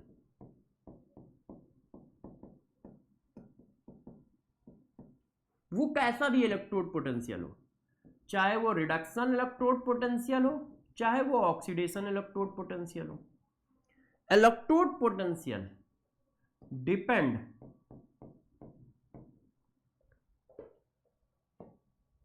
upon concentration of electrolyte, electrolyte मतलब इलेक्ट्रोड पोटेंशियल जो होता है वो वेरिएबल होता है। क्यों? क्योंकि वो कंसंट्रेशन ऑफ इलेक्ट्रोलाइट पे डिपेंड करता है। इलेक्ट्रोलाइट का कंसंट्रेशन चेंज होगा तो उसकी वैल्यू चेंज होगी। इलेक्ट्रोड पोटेंशियल जो है वो कंसंट्रेशन पे डिपेंड करता है, but standard electrode potential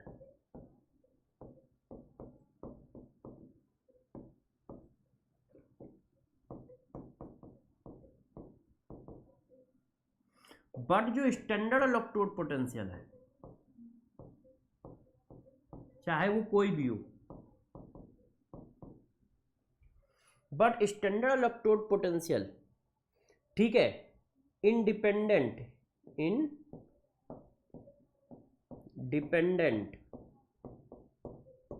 of concentration of half cell.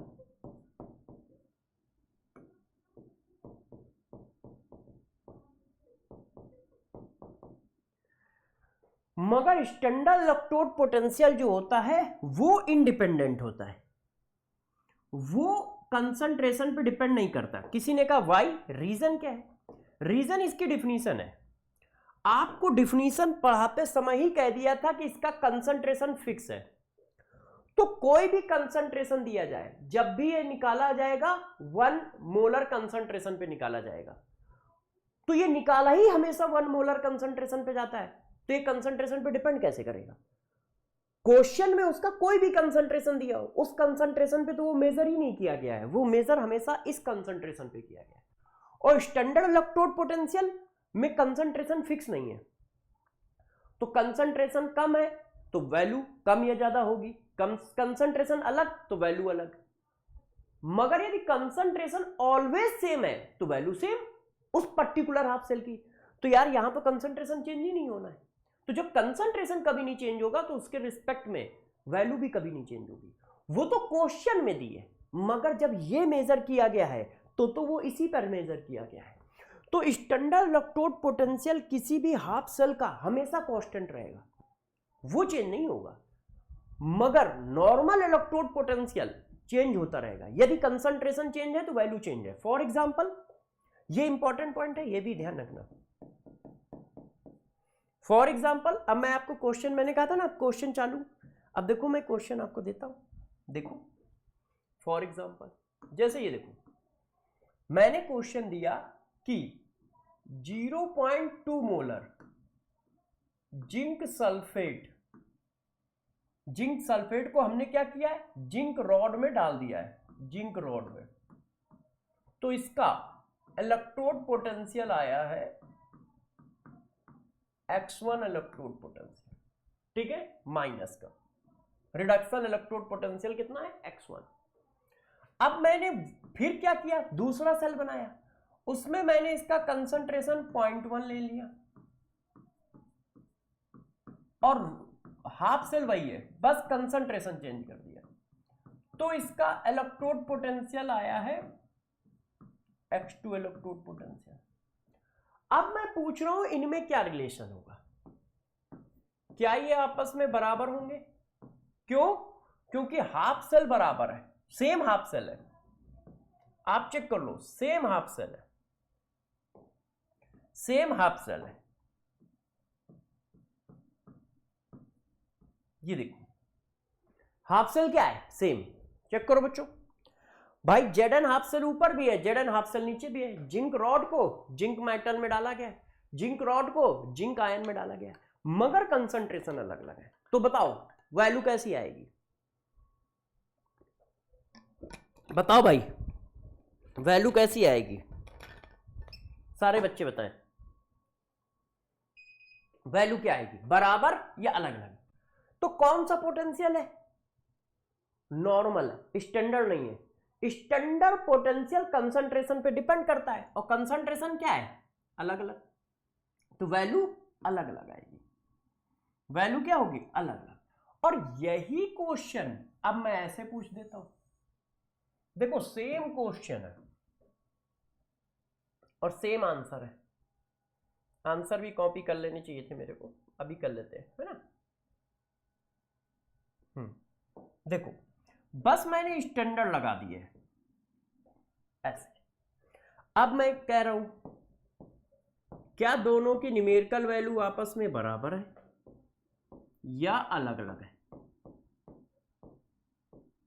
तो अब बताओ, तो अब क्या है, बराबर है। क्यों? स्टैंडर्ड है, वो इस कंसंट्रेशन पे मेजर ही नहीं किए गए होंगे, वो तो 1 मोलर कंसंट्रेशन पे मेजर किए हुए होंगे। तो जब half cell same, concentration same, temperature same, तो भैया इलेक्ट्रोड पोटेंशियल भी सेम ही आएगा जब सब कुछ सेम कर दोगे। और यहां पर कंसंट्रेशन अलग, हाफ सेल सेम है, टेम्परेचर भी पता नहीं सेम है या अलग है, तो वैल्यू तो अलग आएगी। तो दोनों में डिफरेंसेस समझ पा रहे हो? यदि हाफ सेल का स्टैंडर्ड इलेक्ट्रोड पोटेंशियल दिया है तो वो कांस्टेंट है, वो कंसंट्रेशन पे डिपेंड ही नहीं करता, आप चेंज करते रहो उसकी वैल्यू फिक्स है। मगर यदि रिडक्शन पोटेंशियल दिया है तो कंसंट्रेशन चेंज करोगे तो उसकी वैल्यू चेंज होगी। कितनी होगी, कैसे निकाली जाएगी, ये बात की बात है, मगर वैल्यू चेंज होगी, सेम वैल्यू नहीं आएगी। क्या ये बात समझ में आ रही है? क्या ये बात मुन्ना समझ में आ रही है? यस या नो? यस। तो तुम दूसरा कॉन्सेप्ट भी बहुत अच्छे से समझ गए कि हाँ भाई कॉन्सेप्ट क्या। देखो इसके कॉन्सेप्ट मेन है, आपको कॉन्सेप्ट समझ में आना चाहिए। क्लियर है? 2 कॉन्सेप्ट समझ में आ गए, पहला दूसरा। अब देखो तीसरा कॉन्सेप्ट, तीसरा कॉन्सेप्ट अब जरा समझिएगा, तीसरा कॉन्सेप्ट क्या है, कॉन्सेप्ट नंबर 3। अब देखो कॉन्सेप्ट नंबर 3 क्या है, 2 हाफ सेल जब जुड़ते हैं तो सेल बनता है, दो हाफ सेल जब जुड़ते हैं तो सेल बनता है। फॉर एग्जाम्पल अब जरा देखिएगा, अब मैं आपको सेल बनाना सिखाता हूं। मैं आपको सेल बनाना सिखाता हूं। देखो अब बात करते हैं सेल रिएक्शन की।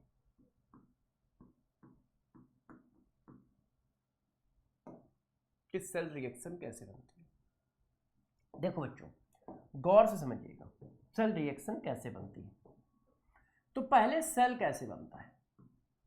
देखो सेल में दो कंपार्टमेंट होते हैं, जनरली दो कंपार्टमेंट होते हैं।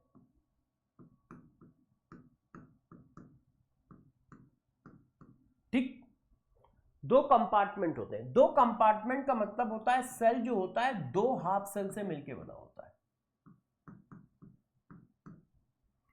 एक में ऑक्सीडेशन हो रहा होता है, एक में रिडक्शन हो रहा होता है।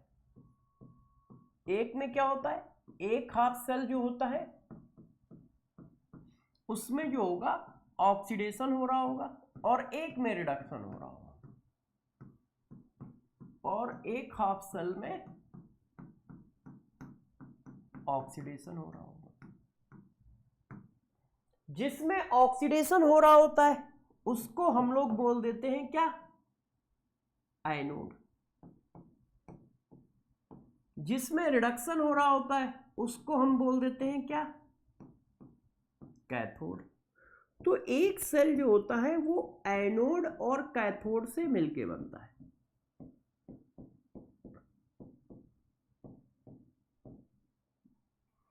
एक हाफ सेल जो है, मतलब एक सेल जो है वो एनोड और कैथोड से मिलके बनता है, मतलब दो हाफ सेल से मिलके बनता है। उसमें से एक ऑक्सीडेशन होता है, एक रिडक्शन होता है। उसमें से एक ऑक्सीडेशन होता है, एक रिडक्शन होता है। फॉर एग्जाम्पल जो हम लोगों ने ऊपर सेल देखा था, ये देखो देखो ये दो हाफ सेल से मिलके बना है।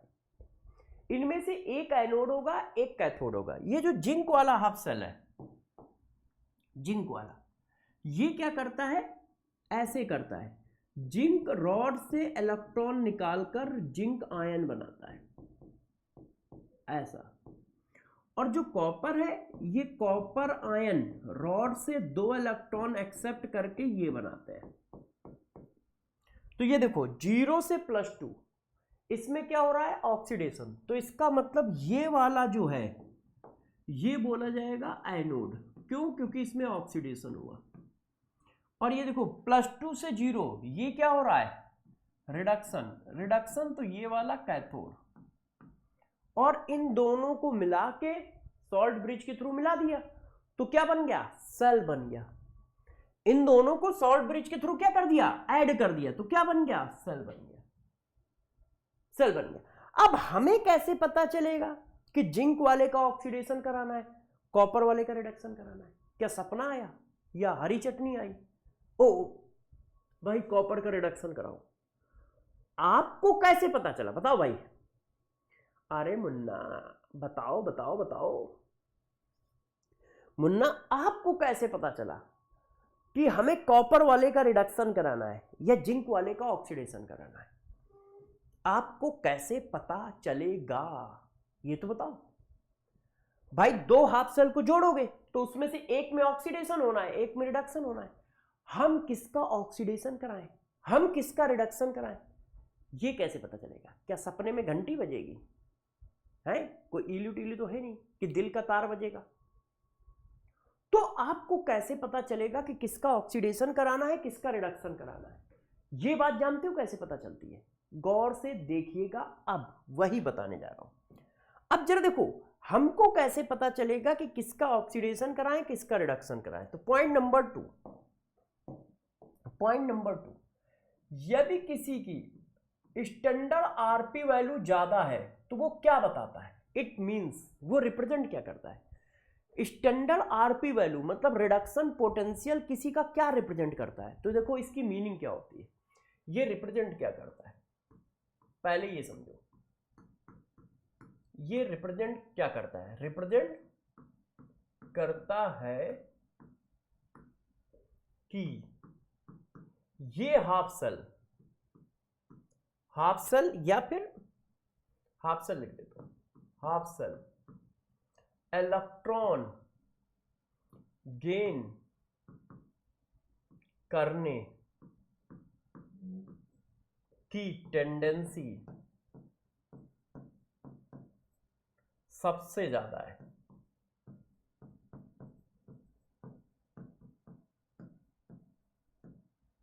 यदि किसी रिडक्शन का आरपी वैल्यू सबसे बड़ा है, यदि किसी का आरपी वैल्यू सबसे बड़ा है,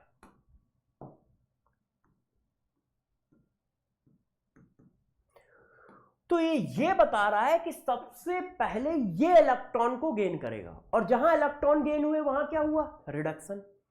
इसका मतलब दोनों हाफ सेल में जिसका आरपी वैल्यू बड़ा होगा उसका रिडक्शन करना है। दो हाफ सेल का कॉम्बिनेशन ले रहे हो तो जिसका आरपी वैल्यू बड़ा है, ध्यान रखना, मैक्सिमम आरपी वैल्यू वाले का रिडक्शन करना है। ऑलवेज कॉन्सेप्ट याद रखो, क्या, मैक्सिमम आरपी वैल्यू वाले का रिडक्शन करना है। और यदि रिडक्शन कर रहा हो इसका मतलब ये क्या होगा, ये कैथोड होगा। कैथोड कौन होगा, जिसका मैक्सिमम आरपी वैल्यू होगा। अब आपको देखो मैं दिखाता हूं यहां पर, जिसका मैक्सिमम आरपी वैल्यू होगा वो कैथोड होगा। अब दोनों की आरपी वैल्यू मैं आपको दिखाता हूं लिख के। ये कांस्टेंट वैल्यू है तो क्वेश्चन में दी होती है हमेशा, Zn + 2 Zn। देखो ये रिडक्शन हो रहा है ना, और यहां स्टैंडर्ड लगा है, इसका मतलब ये स्टैंडर्ड आरपी वैल्यू है। इसको आप ऐसे बोलो या ऐसे बोलो, इसकी वैल्यू होती है -0.76 इलेक्ट्रॉन वोल्ट, और यही कॉपर वाले की कितनी होती है। यदि मैं कॉपर वाले की आरपी वैल्यू चेक करूं तो ये होती है 0.34 इलेक्ट्रॉन वोल्ट, और जिसकी ज्यादा आरपी वैल्यू उस पर हमेशा रिडक्शन होगा। बताओ आरपी वैल्यू किसकी ज्यादा है, कॉपर की, इसीलिए कॉपर का रिडक्शन हुआ है। यदि इसका रिडक्शन है तो इसका ऑक्सीडेशन होगा, सिंपल सी बात है। यदि इसका रिडक्शन है तो इसका ऑक्सीडेशन होगा। बात समझ पाए, किसका रिडक्शन करोगे, जिसकी आरपी वैल्यू ज्यादा है, मतलब वो क्या होगा, कैथोड। तो दूसरा वाला अपने आप क्या होगा, एनोड। दूसरा वाला अपने आप क्या होगा, एनोड। तो देखो जिसकी आरपी वैल्यू ज्यादा होगी उसको हम हमेशा कैथोड लेंगे, जिसकी आरपी वैल्यू जितनी ज्यादा होगी उसको हम हमेशा कैथोड लेंगे। तो दूसरा वाला अपने आप क्या हो जाएगा, एनोड हो जाएगा। दूसरा वाला अपने आप क्या हो जाएगा, एनोड। फॉर एग्जाम्पल जैसे मैंने ये क्वेश्चन पूछ दिया, मैंने आपसे ये क्वेश्चन पूछ दिया, मैंने कहा भाई एक काम करो, इसका आंसर दो। देखो मैं 3 सेल लिखता हूं, ठीक है, आपको बताना है इसमें एनोड कौन बनेगा। अब देखो एक मेरा है Zn हाफ सेल, ये देखो ये कौन सी वैल्यू दी है, आरपी वैल्यू दी है, नहीं क्यों, क्योंकि आप चेक करो यहां रिडक्शन हो रहा है, +2 से 0, ऑक्सीडेशन नंबर कम हो रही है, इसका मतलब रिडक्शन है। अब ये देखो मैंने एक ये लिखा,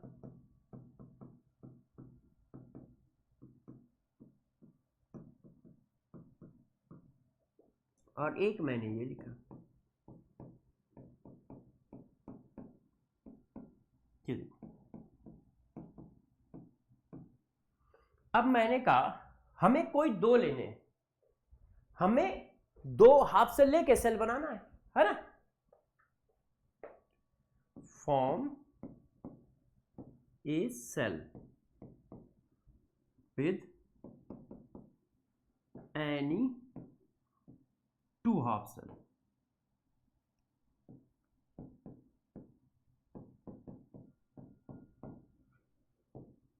which is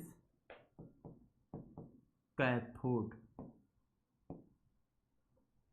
अब इनमें से कैथोड कौन होगा बताओ, इनमें से कैथोड कौन होगा, कॉपर, इसको मैं ए कह देता हूं, इसको बी कह देता हूं, इसको सी कह देता हूं, सी। ठीक है, इनमें से कैथोड कौन बनेगा? ए, नन ऑफ दीज। बताओ इनमें से कैथोड कौन बनेगा? तो कैथोड किसको बनाओगे? जिसका आरपी वैल्यू सबसे ज्यादा हो। अब आरपी वैल्यू सबसे ज्यादा किसका है? आरपी वैल्यू सबसे ज्यादा किसका है? कॉपर का। तो कॉपर वाले को कैथोड बनाओगे। दूसरा एनोड। अब एनोड दोनों में से कोई भी बन सकता है। यदि हम कॉपर को कैथोड ले रहे हैं तो एनोड दोनों में से कोई भी बन सकता है। यदि हम कॉपर को कैथोड ले रहे हैं तो एनोड दोनों में से कोई भी बन सकता है। कोई भी बन सकता है। ये देखो है। क्यों? क्योंकि हम कॉपर को कैथोड ले रहे हैं, क्योंकि कॉपर की आरपी वैल्यू सबसे ज्यादा है। तो एनोड दोनों में से कोई बन सकता है। यदि हम कॉपर वाला रफ कर दें तो ये दो बचेंगे। अब इन दोनों में से कैथोड कौन बनेगा? जिसका आरपी वैल्यू ज्यादा हो। तो आरपी वैल्यू इसका ज्यादा है, बिस साइन लेना है। माइनस में ये छोटा है तो इसके मतलब वैल्यू बड़ी है। क्या ये बात क्लियर हुई? किसको आप कैथोड बनाओगे? बच्चों ने कहा सर पता नहीं।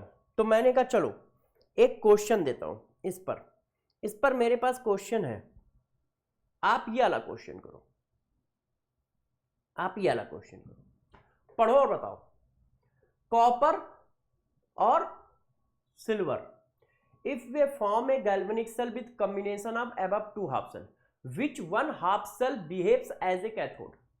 कॉपर और सिल्वर को मैं जोड़ रहा हूं और कॉपर और सिल्वर को जोड़कर मैं एक सेल बना रहा हूं। तो बताओ इसमें से कैथोड कौन होगा? Which one half cell behave as a cathode? बताओ कौन होगा? तो कॉपर का रिडक्शन पोटेंशियल कितना है? इतना। और सिल्वर का रिडक्शन पोटेंशियल कितना है? इतना। जिसका रिडक्शन पोटेंशियल ज्यादा होगा वो हमेशा कैथोड होगा। तो किसका ज्यादा है? सिल्वर वाले का। तो सिल्वर वाला कैथोड होगा। सिल्वर वाला क्या होगा? कैथोड। क्या ये बात सही है? अच्छा बच्चों ने कहा सर और कैसा क्वेश्चन आ सकता है? और ऐसे आ सकता है। अब ये देखो, select the correct combination of cell. Cell कैसे फॉर्म होगा? सेल फॉर्म कैसे होगा? दोनों में से जिसका रिडक्शन पोटेंशियल ज्यादा होगा वो कैथोड होगा।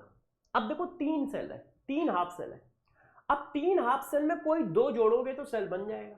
1 और 2 को जोड़ोगे तो बन जाएगा, 2 और 3 को जोड़ोगे तो बन जाएगा, और 1 और 3 को जोड़ोगे तो बन जाएगा। तो 3 पॉसिबिलिटी है। अब 3 में से कैथोड कौन कौन होगा? भाई 3 हाफ सेल है, 3 हाफ सेल से सेल कितने बना सकते हो? 2-2 जोड़ने। तो पहला दूसरा जोड़ दिया तो भी सेल हो गया, दूसरा तीसरा जोड़ दिया तो भी सेल हो गया, पहला तीसरा जोड़ दिया तो भी सेल हो गया। अब उनमें कैथोड कौन होगा? तो पहला वाला देखो क्या लिखा है कि पहला वाला कैथोड और दूसरा वाला एनोड। कैथोड कौन होता है? जिसका आरपी वैल्यू ज्यादा होता है। दोनों में आरपी वैल्यू किसका ज्यादा है? सेकंड वाले का। तो सेकंड वाला कैथोड होना चाहिए। और यहां सेकंड वाला क्या लिखा है? एनोड। गलत है, ये सेल फॉर्म नहीं हो सकता, ये सेल बन ही नहीं सकता है। क्यों? जिसका आरपी वैल्यू ज्यादा है वो क्या होगा? कैथोड। और यहां देखो पहले और दूसरे को जोड़ रहे हैं तो आरपी वैल्यू किसका ज्यादा है? सेकंड का। तो सेकंड कैथोड होना चाहिए, इन्होंने एनोड लिख रखा है, गलत है। अब पहले और तीसरे को जोड़ रहे हैं, तो जब पहले और तीसरे को जोड़ोगे तो आरपी वैल्यू किसका ज्यादा है? तीसरे का। तो तीसरा वाला कैथोड होना चाहिए, तीसरा वाला कैथोड है, तो ये सही लिखा है। पहले और तीसरे को जोड़ रहे हो तो पहले और तीसरे के कंपेयर में आरपी वैल्यू किसकी ज्यादा है? तीसरे वाली। ये देखो इसकी ज्यादा है और इसकी कम है। तो तीसरा क्या होगा?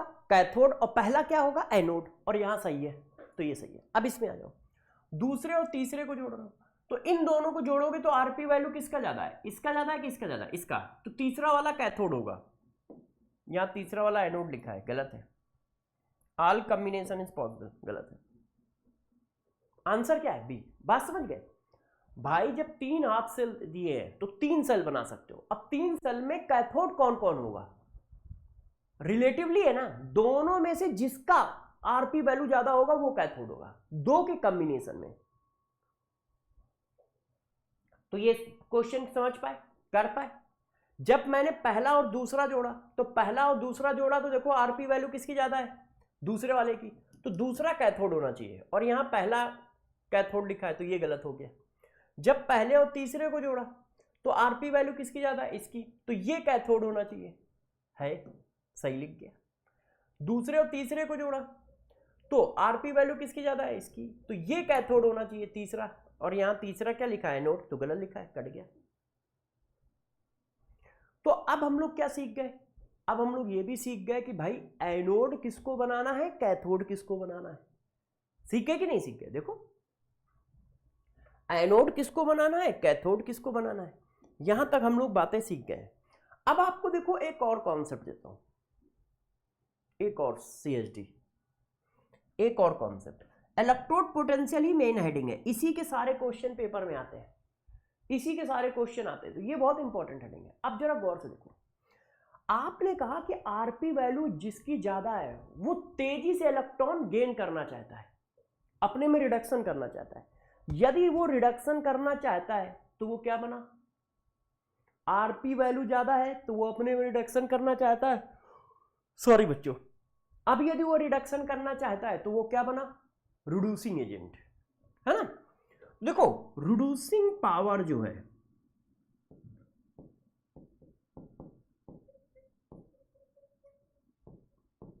ये देखो रिड्यूसिंग पावर डायरेक्टली प्रोपोर्शनल है आरपी वैल्यू के विद साइन, जितनी ज्यादा आरपी वैल्यू उतना ज्यादा स्ट्रॉन्ग रिड्यूसिंग एजेंट।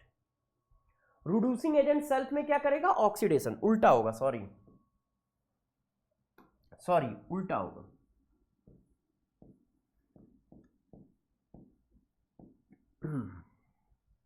जितनी ज्यादा आरपी वैल्यू उतना कम स्ट्रॉन्ग रिड्यूसिंग एजेंट। क्यों, क्योंकि जो रिड्यूसिंग एजेंट होते हैं वो सेल्फ में ऑक्सीडेशन करते हैं,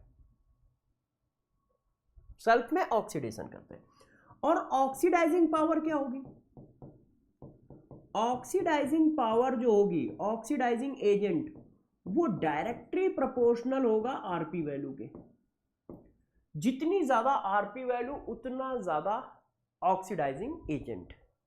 इतनी बात समझ गए। इस पर क्वेश्चन आते हैं, इंपॉर्टेंट पॉइंट है, ऑर्डर लगाने को क्वेश्चन आता है, जितनी ज्यादा रिड्यूसिंग एजेंट क्या है, आरपी वैल्यू के इनवर्सली प्रोपोर्शनल, ऑक्सीडाइजिंग एजेंट क्या है, आरपी वैल्यू के डायरेक्टली प्रोपोर्शनल, क्योंकि रिड्यूसिंग एजेंट सेल्फ में ऑक्सीडेशन करता है, ऑक्सीडाइजिंग एजेंट सेल्फ में रिडक्शन करता है।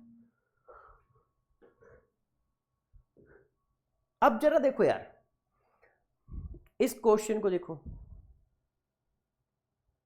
अब ये क्वेश्चन आपके पास है, अब वो क्या कह रहा है, देखो द स्टैंडर्ड, गौर सुनो, the standard reduction potential, the standard reduction potential of 3 metallic cation, the order of reducing power of the corresponding metal. अब देखो रिड्यूसिंग एजेंट कैरेक्टर क्या है, इनवर्सली प्रोपोर्शनल है आरपी वैल्यू के। अब उन्होंने कहा स्टैंडर्ड रिडक्शन पोटेंशियल, मतलब ये आरपी वैल्यू दी है, स्टैंडर्ड रिडक्शन पोटेंशियल दिया है, एक्स वाई जेड 3 एटम है, सबसे छोटी वैल्यू किसकी है, इसकी, ये सबसे छोटा होगा तो ये सबसे बड़ा होगा, तो इसका मतलब ये कौन है, y, y की पावर सबसे ज्यादा है, फिर कौन है ये कौन है, z, फिर z की पावर, सबसे बड़ी वैल्यू किसकी है, x की, तो x की पावर सबसे कम है। ऐसा कहां लिखा है,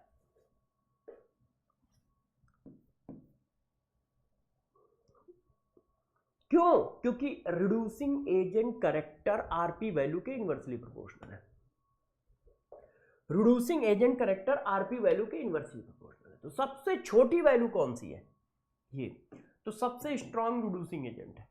सबसे बड़ी वैल्यू कौन सी है, ये सबसे पुअर रिड्यूसिंग एजेंट है। अच्छा तुम कह रहे हो कि एक क्वेश्चन हम और करेंगे, तुम क्या कह रहे हो कि एक क्वेश्चन हम और करेंगे, तो मैंने कहा कर लो भाई, इसको करो।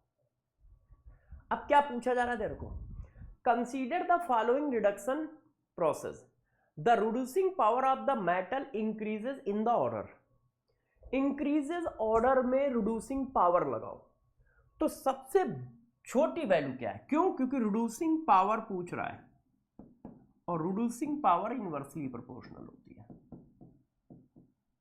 आरपी वैल्यू में। तो सबसे छोटी वैल्यू कौन सी लिखी है? ये लिखी है -2.87, सबसे छोटी वैल्यू।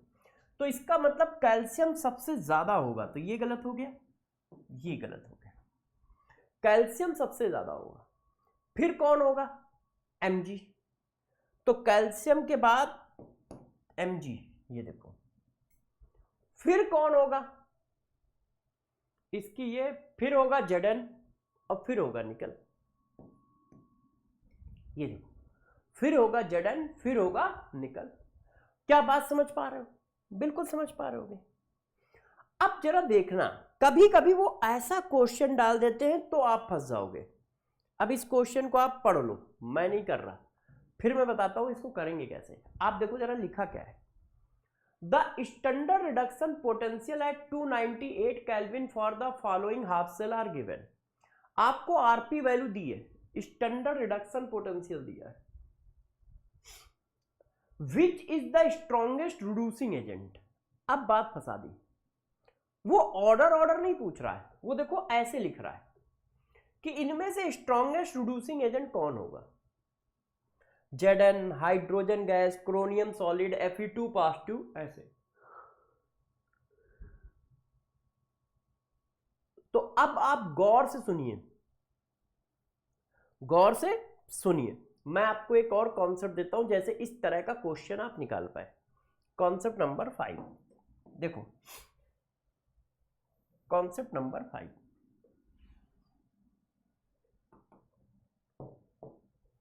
मैंने आपको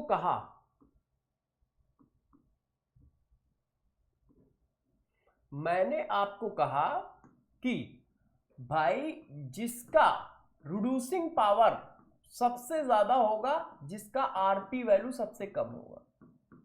ठीक, अब आरपी वैल्यू कैसे लिखी जाती है? आरपी वैल्यू ऐसे लिखी जाएगी ना भाई, रिडक्शन हो रहा होगा ना,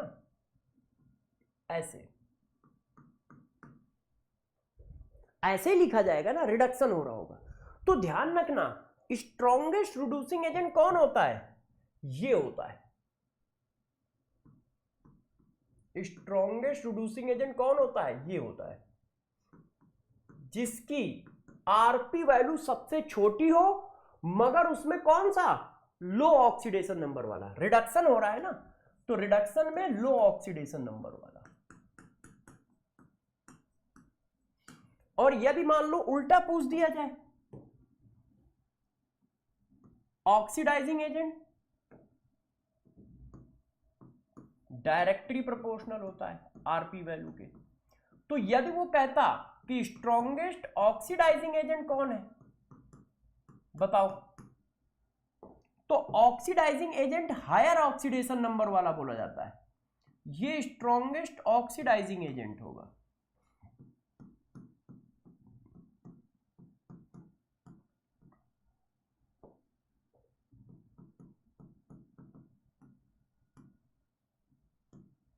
जिसकी ऑक्सीडेशन नंबर हाईएस्ट हो, हायर।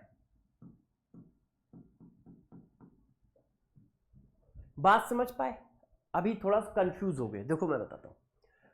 आपको पता है कि रिड्यूसिंग एजेंट कौन होता है? जिसकी आरपी वैल्यू सबसे कम है। अब रिड्यूसिंग एजेंट है कौन? ये है कि ये है? मैं ये कह रहा हूं, मान लो ऐसे ऑप्शन दे दिए क्या कि रिड्यूसिंग एजेंट कौन है? Mn है कि Mn डबल पॉजिटिव है? तो Mn है, तो लो ऑक्सीडेशन नंबर वाला सेलेक्ट करोगे, और यदि वो ऑक्सीडाइजिंग एजेंट पूछे तो हायर ऑक्सीडेशन नंबर वाला सेलेक्ट करोगे। ऐसा क्यों? क्योंकि भाई जो रिड्यूसिंग एजेंट होता है वो सेल्फ में ऑक्सीडेशन करता है, और जो ऑक्सीडाइजिंग एजेंट होता है वो सेल्फ में रिडक्शन करता है। ठीक है, तो हमेशा ध्यान रखना, जैसे ये क्वेश्चन है, अब ये मैं इसी क्वेश्चन को इसीलिए करा रहा हूं, जैसे ऐसा क्वेश्चन आए तो फंसो नहीं। तो देखो रिड्यूसिंग एजेंट ये कैसे लिखे हैं? लो ऑक्सीडेशन नंबर वाला कौन है? ये, तो ये सारे रिड्यूसिंग एजेंट हैं, ये सब लो ऑक्सीडेशन नंबर वाले हैं, +1 0, +3 +2।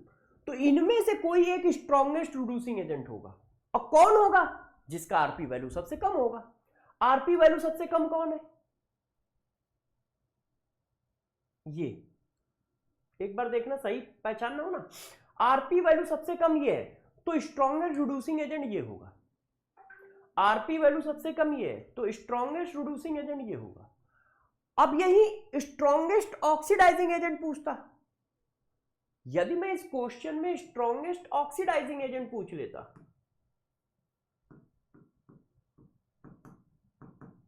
तो ऑक्सीडाइजिंग एजेंट क्या होते हैं? डायरेक्टली प्रोपोर्शनल होते हैं आरपी वैल्यू के। मगर कौन होते हैं? हायर ऑक्सीडेशन नंबर वाले होते हैं। तो ये रिड्यूसिंग एजेंट थे, ये सारे ऑक्सीडाइजिंग एजेंट थे ये। तो अब वो कहता है स्ट्रॉन्गेस्ट ऑक्सीडाइजिंग एजेंट बताओ। तो आरपी वैल्यू सबसे ज्यादा किसकी है? आरपी वैल्यू सबसे ज्यादा किसकी है? इसकी। और इधर वाले ऑक्सीडाइजिंग एजेंट बोले जाते हैं। तो स्ट्रॉन्गेस्ट ऑक्सीडाइजिंग एजेंट होता है Fe3 positive. Strongest oxidising agent होता है Fe3 पॉजिटिव। क्यों? आरपी वैल्यू सबसे ज्यादा है। अब इन दोनों में स्ट्रॉन्गेस्ट ऑक्सीडाइजिंग एजेंट ये है कि ये, कंफ्यूजन बच्चों को ये हो जाता है ना कि किसको टिक करें। यदि 2 भी दिया 3 भी दिया है तो हायर ऑक्सीडेशन नंबर वाले को, यदि ऑक्सीडाइजिंग एजेंट पूछ रहा है। और रिड्यूसिंग एजेंट पूछ रहा है तो आपको लोअर ऑक्सीडेशन नंबर वाला सेलेक्ट करना है। मान लो यहां पर एक ऑप्शन Zn+2 भी होता, ये लो, तो आप क्या करते हैं? ये देखो, अब बताओ, अब आप आंसर कैसे लगाते? आप तो कंफ्यूज हो जाते ना, आप तो कंफ्यूज हो जाते कि Zn टिक करे कि Zn2+ टिक करे। ये तो तुम्हें पता चल गया कि Zn ही होगा। क्यों? क्योंकि इसका आरपी वैल्यू सबसे कम है, तो स्ट्रॉन्गेस्ट ऑक्सीडाइजिंग पावर तो इसी की ज्यादा है। मगर इसमें से है कौन एजेंट, कौन ऐसा काम करेगा, Zn या Zn2+? तो तुम तो कंफ्यूज हो जाते क्योंकि दोनों आंसर थे, दोनों टिक कर रखे। तो इसमें से कौन होगा? लो ऑक्सीडेशन नंबर वाला, लो ऑक्सीडेशन नंबर। बात समझ पा रहा हूं मैं क्या कह रहा हूं भैया? कि जब वो क्वेश्चन को खूब घुमाएगा तो ये ऐसे घुमाएगा, तो तुम कहोगे किसको? ये तो तुम समझ गए कि इन दोनों में से कोई एक है स्ट्रॉन्गेस्ट ऑक्सीडाइजिंग एजेंट। मगर ये टिक किया जाए कि ये टिक किया जाए, तो रिड्यूसिंग एजेंट की बात आए तो लो ऑक्सीडेशन नंबर वाला टिक करोगे, ऑक्सीडाइजिंग एजेंट की बात आए तो हायर ऑक्सीडेशन नंबर वाला टिक करोगे। ये मैं कह रहा हूं, ये क्लियर है? कर लोगे? कर लोगे सारे लोग? सभी लोग कर लोगे ये बात? Yes yes yes yes yes. अब देखो, मैंने आपको इतने पॉइंट पढ़ाए, अभी पॉइंट और है, कॉन्सेप्ट और है। इसी में सबसे ज्यादा कॉन्सेप्ट है और सारा पेपर इसी से आता है, सारा पेपर भी इसी से आता है। अब अगला पॉइंट जरा गौर से समझो। इतने पॉइंट सब लोग समझ गए? इतने पॉइंट में कोई दिक्कत तो नहीं है किसी को कि नहीं यार हमें ये दिक्कत आ रही, हमें ये दिक्कत आ रही? सारी क्लियर है, सब कुछ क्लियर है? अच्छा, देखो बच्चों, अभी इसमें बहुत सारे पॉइंट हैं, ठीक है? अभी ये चैप्टर किसी भी तरह से मतलब आगे खत्म नहीं हुआ है, अभी इसमें बहुत सारी बातें हैं, अभी इसमें बहुत सारी बातें हैं। तो उसी में से एक बात आपको और बताता हूं, है ना? एक बात और बताता हूं, पॉइंट नंबर 6। पॉइंट नंबर 6, अब देखो, आपने अभी तक ये पढ़ा कि यार इलेक्ट्रोड पोटेंशियल क्या है और इलेक्ट्रोड पोटेंशियल के कॉन्सेप्ट। अब आपको बताता हूं सेल पोटेंशियल क्या है।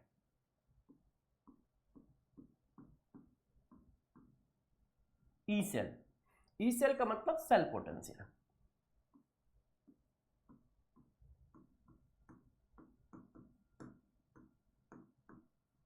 सेल पोटेंशियल या ईएमएफ ऑफ सेल।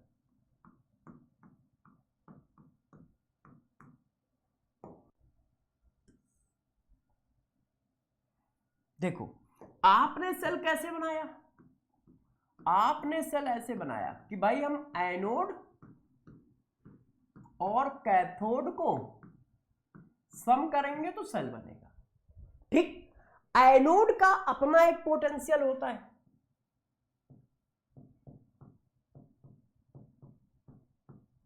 कैथोड का अपना एक पोटेंशियल होता है। अभी आपने हाफ सेल ही तो पढ़ाया था, सॉरी। सेल पोटेंशियल क्या होगा, पूरे सेल का पोटेंशियल कितना होगा? ये तो तुम इंडिविजुअल पोटेंशियल की बात कर रहे हो ना, हाफ सेल पोटेंशियल की बात चल रही थी ना अभी तक। तो सेल का पोटेंशियल क्या होगा? तो पूरे सेल का पोटेंशियल कैसे निकालोगे? बात यहां पे कि पूरे सेल का पोटेंशियल कैसे निकाला जाएगा। तो सेल पोटेंशियल कितना होगा? तो देखो जरा, सेल पोटेंशियल जो होता है वो ये होता है, E cell equal to E reduction potential of cathode minus reduction potential of anode. Formula reduction potential के फॉर्म में देख लो, E cell equal to reduction potential of cathode reduction potential of anode. Reduction potential of cathode reduction potential of anode. ये देखो, जैसे for example देखो, for example जैसे मुझे कहा गया है कि एक सेल बना, किससे बना है? Zn 2+2 Zn, इसका ई सेल स्टैंडर्ड गिवन है और इन दोनों को कॉम्बिनेशन करके हमने सेल बनाया है। Zn और कॉपर को कंबाइन करके सेल बनाया है और दोनों के रिडक्शन पोटेंशियल हमें दिए हैं। अब कह रहा है सेल पोटेंशियल बताओ, अब कह रहा है ई सेल बताओ। दो हाफ सेल को कंबाइन किया, सेल बना दिया, अब वो कह रहा है ई सेल बताओ। तो अब कैसे बताओगे? सबसे पहले तो आपको सेल बनाना पड़ेगा ना। आपको कैसे पता चलेगा कौन एनोड कौन कैथोड? वो कह रहा है इन दो हाफ सेल की हेल्प से मैंने एक सेल बना लिया है, अब उस सेल का पोटेंशियल बताओ। तो पहले हमें यह तो पता चले एनोड कौन है कैथोड कौन है। क्यों? हम किसका पोटेंशियल यहां डालें, किसका पोटेंशियल यहां डालें, कैसे पता चलेगा? अब बताओ कैथोड कौन होता है? जिसका आरपी वैल्यू ज्यादा होता है उसको हम कैथोड मानते हैं। तो आरपी वैल्यू इसका ज्यादा है, इसका मतलब ये कैथोड हो गया तो ये एनोड होगा। आरपी वैल्यू इसका ज्यादा है तो ये कैथोड हो गया तो अपने आप वो एनोड हो गया। अब आप आराम से वैल्यू डाल पाओगे। आप कहोगे ई सेल की वैल्यू जो आएगी वो ये आएगी, रिडक्शन पोटेंशियल ऑफ कैथोड, क्योंकि कैथोड ये है, minus reduction potential of anode.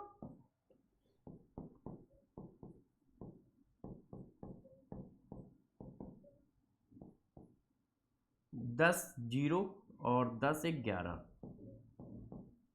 ये आया प्लस का 1.1 वोल्ट।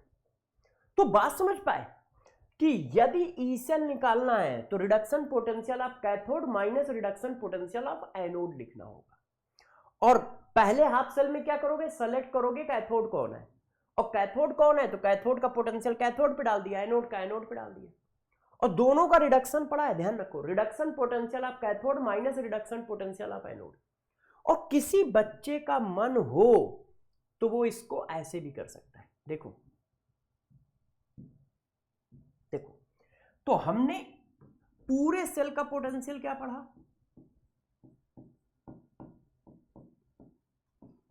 रिडक्शन पोटेंशियल ऑफ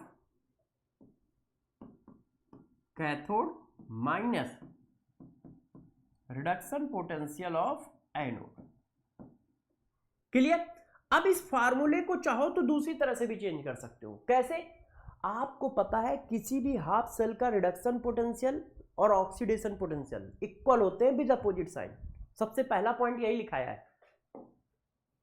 देखो, सबसे पहला पॉइंट यही है, किसी भी हाफ सेल का ऑक्सीडेशन पोटेंशियल रिडक्शन पोटेंशियल आपस में बराबर होते हैं विद अपोजिट साइन। सबसे पहला पॉइंट ये है। तो इसका मतलब क्या है? यदि मुझे मान लो ऑक्सीडेशन के फॉर्म में लिखना है तो हम यदि इसको ऑक्सीडेशन पोटेंशियल लिखना चाहें कैथोड का, यदि हम कैथोड का ऑक्सीडेशन पोटेंशियल लिखना चाहें तो कितना आएगा? इतना, बस माइनस साइन लगा देना। अब यदि हम इसका भी ऑक्सीडेशन पोटेंशियल लिखना चाहें तो कितना आएगा? इतना, बस माइनस साइन लगा देना। तो ये फार्मूला कैसा हो गया? अब देखो उल्टा हो गया। Oxidation potential of anode minus oxidation potential of cathode. Oxidation के फॉर्म में ये फार्मूला ऐसा है, मगर ध्यान रखना हम लोग रिडक्शन वाला याद करके चलेंगे। क्यों? क्योंकि रिडक्शन हमारा बेस है, हमारा सब कुछ रिडक्शन के फॉर्म में कंसीडर किया गया। तो आप इस फार्मूले को याद रखो, सॉरी आप हमेशा इस फार्मूले को याद रखो। Reduction potential of cathode minus reduction potential of anode equal to E cell.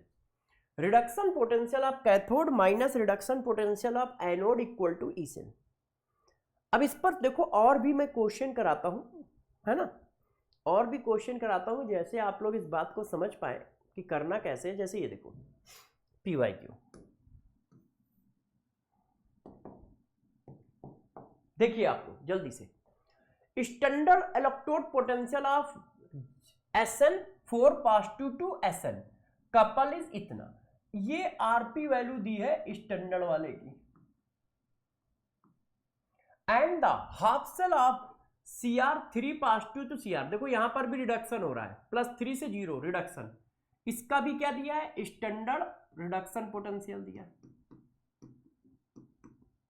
These two half cell in their standard state are connected to make a cell. The cell potential is, अब cell potential का formula तो हमें पता है, क्या होता है? Reduction potential of cathode minus reduction potential of anode. अब कैथोड किसको माना जाए? जिसका आरपी वैल्यू ज्यादा हो। किसका ज्यादा है? इसका ज्यादा है, देखो प्लस में है। एनोड किसका माना जाए? जिसका आरपी वैल्यू कम हो।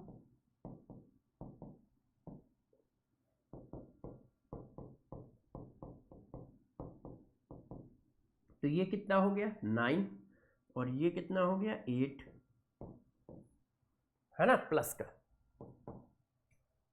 ये आंसर आ गया। बात समझ गए? तो ई सेल इक्वल टू क्या है? Reduction potential of cathode minus reduction potential of anode. Question कैसे करना है देखो। अब इस पर एक शानदार क्वेश्चन भी मेरे पास है, ये देखो, आप इसको करो।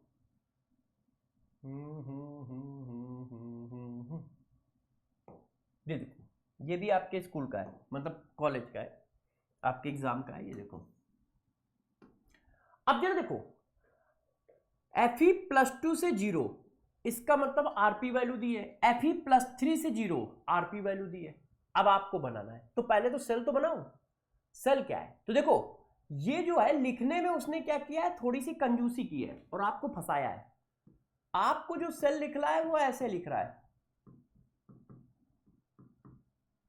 मगर यहां पे एक साथ लिख दिया है, जबकि ये ऐसे होगा।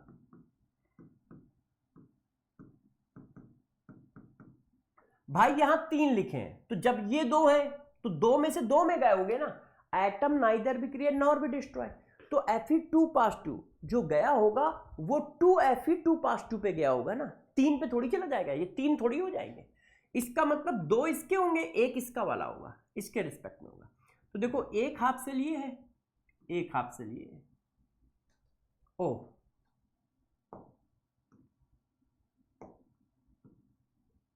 है, देखो भाई यहां तीनों एक साथ लिख दिए, यहां 2 है तो +3 +2 में गया होगा, मगर 2 एटम गए होंगे, एक एटम इसका गया है।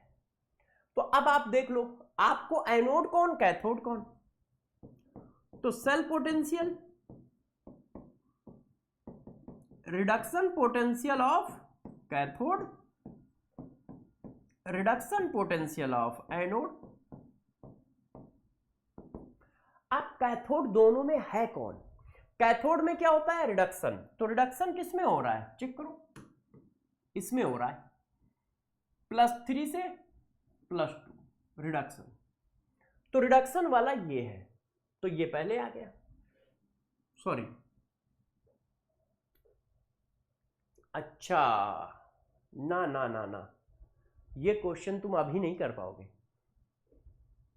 अभी नहीं कर पाओगे। इसको हम लोग नेक्स्ट क्लास में करेंगे, क्योंकि अभी एक कॉन्सेप्ट पढ़ाया नहीं, वो कॉन्सेप्ट इसमें लग गया है। देखो, जिस हाफ सेल का पोटेंशियल रखना है +3 से +2, भाई +3 से +2 का रखना है ना। कैथोड कौन है ये, उसका वोल्टेज ही नहीं दिया है, +2 से 0 दिया है, +3 से 0 दिया है। इसका वोल्टेज आपको निकालना पड़ेगा। वो कैसे निकाला जाता है अभी मैंने सिखाया नहीं है ना।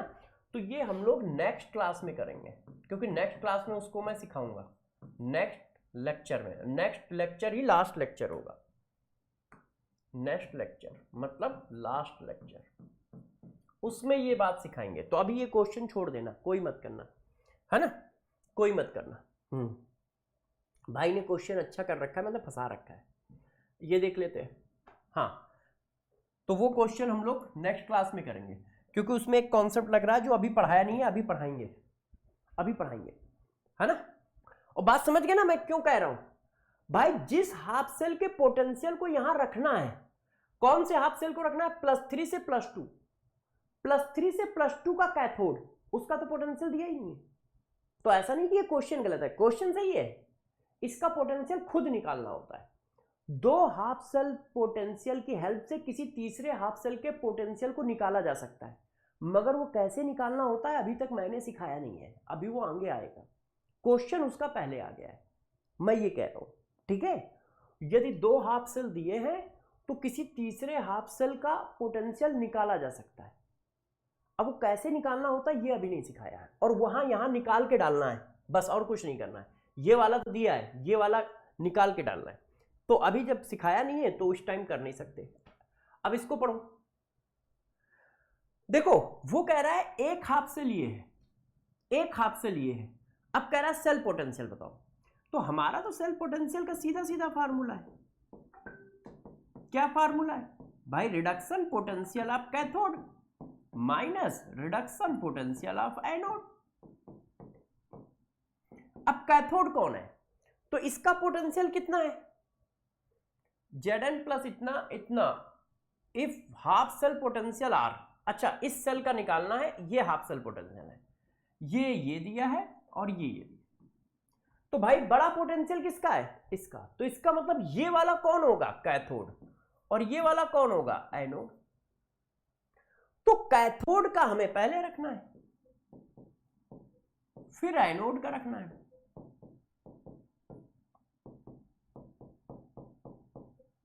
ये देखो आंसर आ गया भाई, कैथोड फिर एनोड। क्लियर है, क्लियर। अब देखो बच्चों, आप में से कोई भी बच्चा अभी सेल के क्वेश्चन मत करना, क्योंकि ये आधा अधूरा है, अभी इसमें अभी काफी कुछ बताना है। तो कोई भी बच्चा सेल के क्वेश्चन ना करे। नेक्स्ट क्लास जो होगी, जो इसकी अंतिम क्लास होगी, उस क्लास में हम इस चैप्टर को खत्म करेंगे, सेल भी पढ़ाएंगे, इलेक्ट्रोलिसिस भी पढ़ाएंगे, और इस चैप्टर को वाइंड अप करेंगे। ठीक है, इस चैप्टर को वाइंड अप करेंगे। तो ध्यान रखिएगा, कोई भी बच्चा अभी सेल के क्वेश्चन ना करे। अभी पूरे कॉन्सेप्ट मैंने नहीं दिए हैं, अभी बहुत सारे कॉन्सेप्ट बाकी हैं। जैसे जैसे कॉन्सेप्ट देता जा रहा हूं, उसी उसी क्वेश्चन को कराता जा रहा हूं, है ना। जो जो कॉन्सेप्ट दे रहा हूं उसी टाइप के क्वेश्चन करा रहा हूं। अभी मैंने आपको सिर्फ 6 कॉन्सेप्ट दिए हैं, 6 है। इलेक्ट्रोड पोटेंशियल में 9 से 10 कॉन्सेप्ट है, अभी 6 दिए हैं, 4 बाकी हैं। तो इसलिए आप लगाइएगा नहीं, आपको पता ही नहीं चलेगा कि यार जो कॉन्सेप्ट अभी हमने नहीं पढ़ा है वो लगाना है।